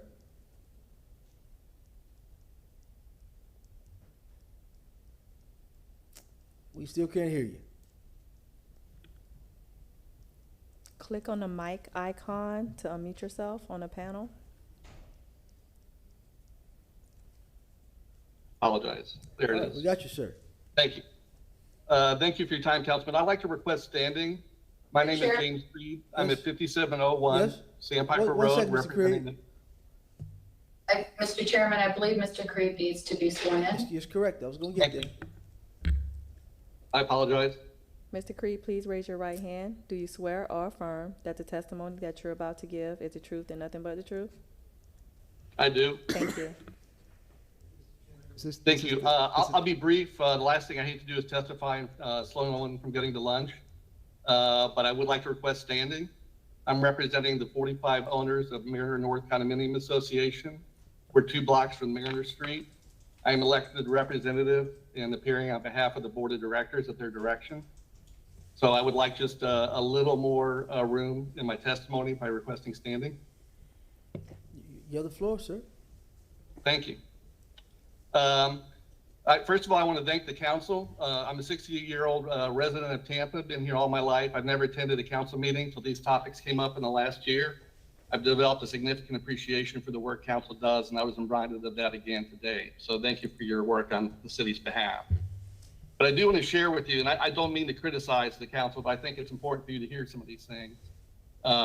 There was some open-ended questions from the last meeting. Unfortunately, the residents of the neighborhood have come to view this as a broken process. I believe the ex parte communications restrictions have become a barrier to discussing important issues with the community. These projects are one of the most important issue before council for the community, yet ex parte communications prevent us from discussing with our councilmen. I myself, as a representative of Mariner North and on the board, am bound by the exact same ex parte communications. And I also have the sometimes unenviable position of living with my people I represent. So I'm well aware of those restrictions, but I think we need to find a better way that we can work collaborative on these and not give the process of hiding behind the ex parte communication restriction. This process for testimony is difficult. I think I'm the only person here today not on the clock being paid to testify. I'm paid to be somewhere else on a daily basis. I once again have had to take a day off to represent my constituencies on the staff. Again, I would be happy to provide council with some recommendations, but this is not a friendly process to testify. I started the day thinking this would be the afternoon. At 9 o'clock this morning, I thought this would be heard at 9:30. I had to scramble to rearrange my calendar, then thought we'd be back at 11 this afternoon, and now here we are at 11. I've testified at 11 o'clock at night, had to take days off. We have to find a better way to collect community input because the community feels they've been left out. Regarding this project, a lot of this is based on the city master plan. I'd like to refer to Jennifer Malone's testimony before this council last year on REZ 20. She said the adopted future land use for this area is mixed use 100, color coded purple on the map. The residential area then transitions to residential area 6, which is yellow. And I quote, now this is a little interesting because mixed use 100 is the highest residential section. Residential 6 is one of the lowest residential land use resident. We have these two side by side. It's been the neighborhood's position all along that this property, this area is improperly zoned for M100. We believe that the land use map needs to be revised, and we've reached out to different council members at different times to ask that these revisions be made. And to my understanding, there's been no progress or update on it. Mr. Creed, how much Yes, more, sir. How much more do you have, sir? I'll go quick. Okay. Give me just 2 more minutes. There are currently 94 residents on Mariner Street. Last year, you approved a project of 300. This project assigns another 300 home units to Mariner Street. So in the past year, we've gone from 95 homes to 700 homes on the street. I think that's enough. That's not a property in transition. That's overnight transformational. The neighborhood has a well-documented history of traffic concerns in this neighborhood, going back to testimony before this council in the mid-70s, and of which I reminded the council of in testimony last year. We've met multiple times with Vic, his staff, at the direction of council, and nothing's come of it. There are no plans to address the traffic concerns in the neighborhood. I'm particularly concerned about, given those number of conversations, that we work with Mrs. Cole's client to try to implement a simple left turn sign, no left turn sign at Bay Center Drive. Amazingly, the community, the developers, and even Mr. Cohen agreed that that was consistent with the proposed traffic patterns. Yet when that request went before the traffic department, it was denied. In the original meeting, Mr. Dingfelder asked why, and I believe the response for that was insufficient. And I would politely request that City Council, again, address that with the traffic department. If we can't get a simple left-hand turn sign that everyone agrees to installed to address a 700% increase in residential homes in this neighborhood, then I don't understand how we can make any changes going forward. That to me seems one of the simplest requests that could have been made.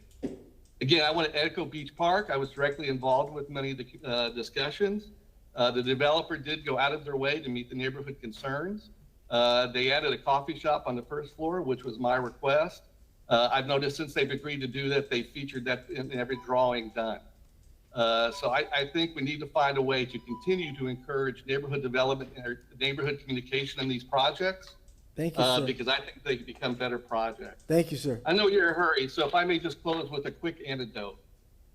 Katy Freeway and Highway, and there was testimony in the original hearing advocating for additional homes such as this and multifamily properties in Tampa. I'd like to respond with a quick anecdote about Katy Highway in Texas. I'm going to give you 30 seconds, Mr. Creed. Real quick, it was built in the 60s with 6 to 8 lanes. It was expanded in 2000 to 16 lanes. In 2011, it was expanded to 20 lanes. Katy Freeway today exists with 28 lanes. It's considered one of the most dangerous highways in Texas. You cannot build your way out of demand for homes in this community. All right, All this development does is induce demand. So thank you, Mr. Creed. Thank you, sir. Thank you. All right, we'll go back to the applicant. I think we gave him an additional, what, 2 minutes? 2 minutes and 30 seconds? What? Yes. Was that the only If the applicant needs that. No one else is registered. Ms. Cole? Are there any There are no, people registered? He has nobody else registered. Okay, thank you. Appreciate it, Mr. Chairman. I appreciate Mr. Creed's comments, and they're obviously more about the general development aspect in this area compared to this specific project. In your original first reading, both the Planning Commission report and the evidence presented by the applicant provided sufficient, competent, substantial evidence that this application meets the criteria in your code for this zoning district. It is compatible with the comprehensive plan, which was adopted into your record today by virtue of your general motion, and we appreciate your continued support and approval here on second reading. If there are specific questions, we do have our team here to provide answers to those questions, so thank you. Any questions for the applicant? Any questions for the applicant? Any questions for the applicant? Any questions for the applicant? A lot of feedback, huh? Feedback. All right, move to close. Miranda, second by Mr. Maniscalco. All in favor? Aye. Any opposed? Motion granted. Mr. Miranda, 75? Thank you, Mr. Chairman. Item number 75, file number REZ 21-77. An ordinance being presented for second reading and adoption. An ordinance rezoning property in general vicinity of 5415 Mariner Street and 5420 Bay Center Drive in the city of Tampa, Florida, and more particularly described in section 1 from zoning district classification OP-1, office professional to PD, plan development, residential, multifamily, and retail sales, convenient goods, providing an effective date. Second. Second, Mr. Citro, roll call. Maniscalco? Yes. Viera? Yes. Citro? Yes. Miranda? Yes. Dingfelder? No. Carlson? Yes. And Goods. Yes. Motion carried with Dingfelder voting no. All right, gentlemen, we Thank have you. 3 minutes after 12. I'm going to see what your pleasure, if you want to break or you want to go ahead and go a little longer, if you want to break. Recess until 1:15? If I may, I know, I mean, we have 76, I mean, I think we can run through these, at least the next couple in a couple of minutes, my opinion. But I did also want to say, if I may, I do, and I hope we don't go this long, but I need to leave here by 5:30. Just for the record, I hope we don't go that long, but I just put that out there right now. Mr. Miranda has to, he has to take care of some things. 1 second.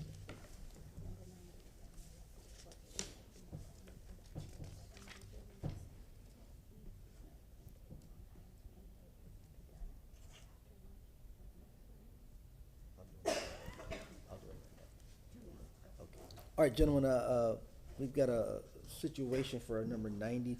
Mr. Moran, if you just give us a little difference, we can take care of 90 right quick, then we'll go ahead and break for lunch and be back at 1:15. Ms. Edwards is going back down there to, Number 90, calling up Mr. Number 90, sir. Mr. Number 90, Chairman? yes.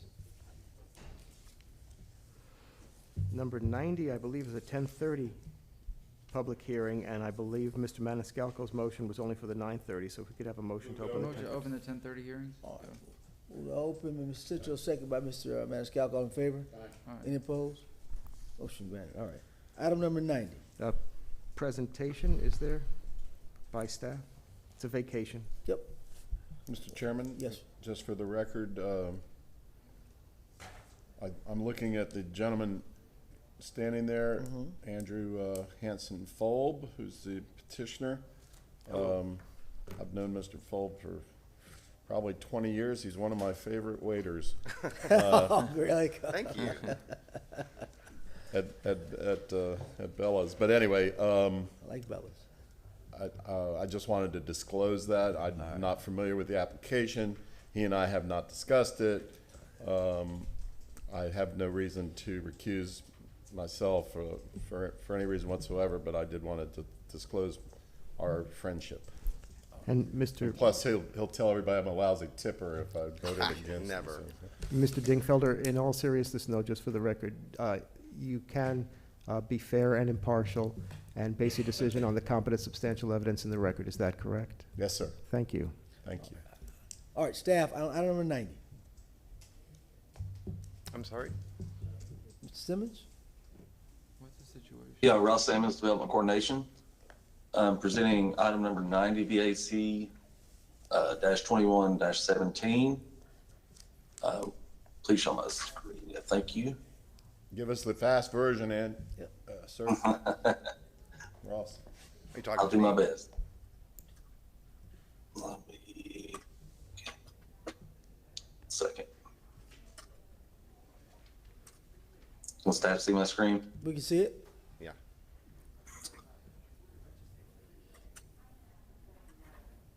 Sorry. Okay, the proposed vacating request is to vacate the remaining portion of the unimproved alley lying south of Forest Avenue, north of Columbus Drive, west of Mitchell Avenue, and east of Tyler Avenue. The alley was created per subdivision of Plat Centralia and is located in East Tampa, east of I-275 and north of Columbus Drive. Mr. Simmons, we got to swear you in, sir.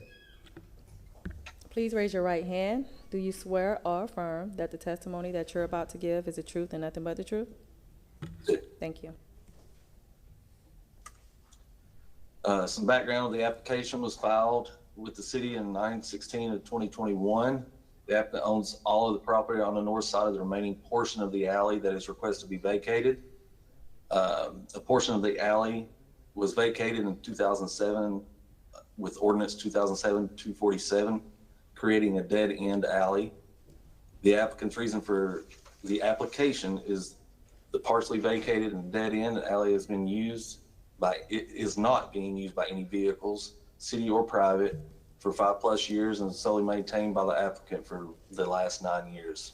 It's also to help prevent dumping. This alley is within the East Tampa Overlay District and there are no existing code violations.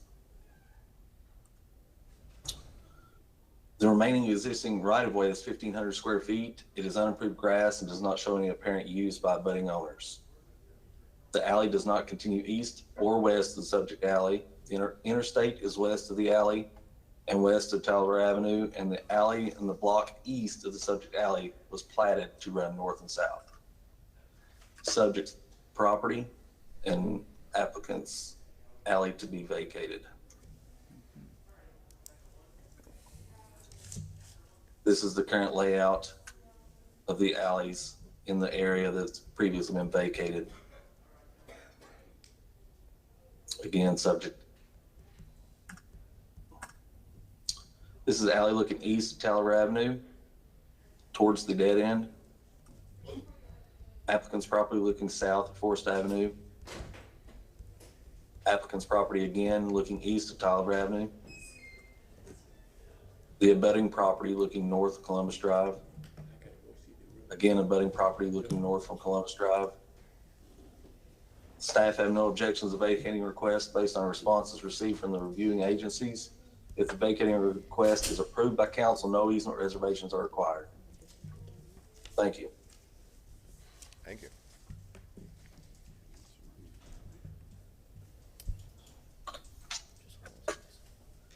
All right, Mr. Wing.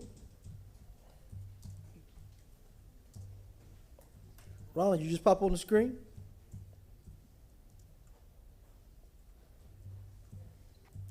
Yes, sir.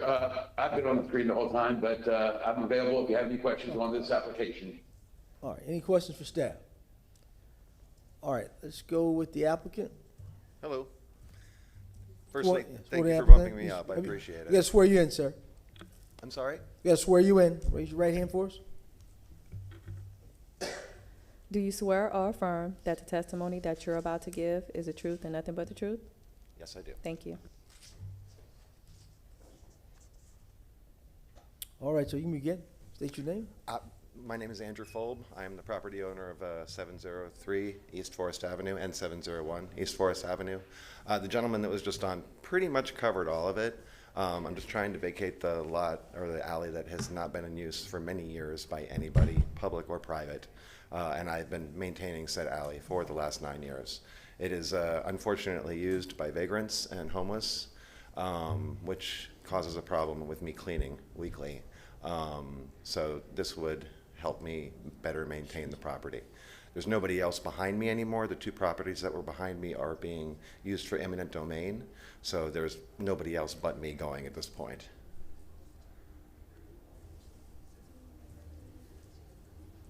So, Mr. Fulb, did Yes, you sir. receive any comments from the folks that you had noticed? What do you mean? You sent out a notice letter? Oh, from the notice, no, nobody's responded. Okay. The kind lady behind me, whom there was a picture of her house, she is in the middle of eminent domain right now. The state's taking her property, so she had an investment just to find out if the state itself might be changing their offer once she possibly gets the other half of that. But no objections to your specific vacating request? No objections All right, does whatsoever. anybody have any questions, gentlemen? All right, there are no questions. We can move forward. Any public comment? All right, anybody else to speak on this item, second floor? No one is registered for this item. All right. All right, Mr. Scalco, move to close. Second, Mr. Citro, all in favor? Aye. All right, roll call vote. Motion. Oh, I'm sorry. I guess too many people talking to me. I'll make a motion, Mr. Chair. In regard to file number VAC 21-17, item number 90, I'll move the following ordinance for first reading consideration. An ordinance of the City of Tampa, Florida, vacating, closing, discontinuing, and abandoning a right-of-way/alleyway located south of Forest Avenue, north of Columbus Drive, east of Taliaferro Avenue, and west of Mitchell Avenue within the plat of Centralia, a subdivision in the City of Tampa, Hillsborough County, Florida, as more described in Section 1 hereof, subject to certain covenants, conditions, and restrictions, as more particularly set forth herein, providing for enforcement and penalties for violations, providing for definitions, interpretations, and repealing conflicts, providing for severability, and providing an effective date. Second. Second by Mr. Maniscalco, roll call. Citro? Maniscalco? Yes. Vieira? Yes. Miranda? Dingfelder? Yes. Carlson? Yes. And Goods. Yes. Motion carried unanimously with Miranda being absent at vote. Second reading and adoption will be held on February 3rd, 2022 at 9:30 a.m. All right, we stand in recess until 1:15.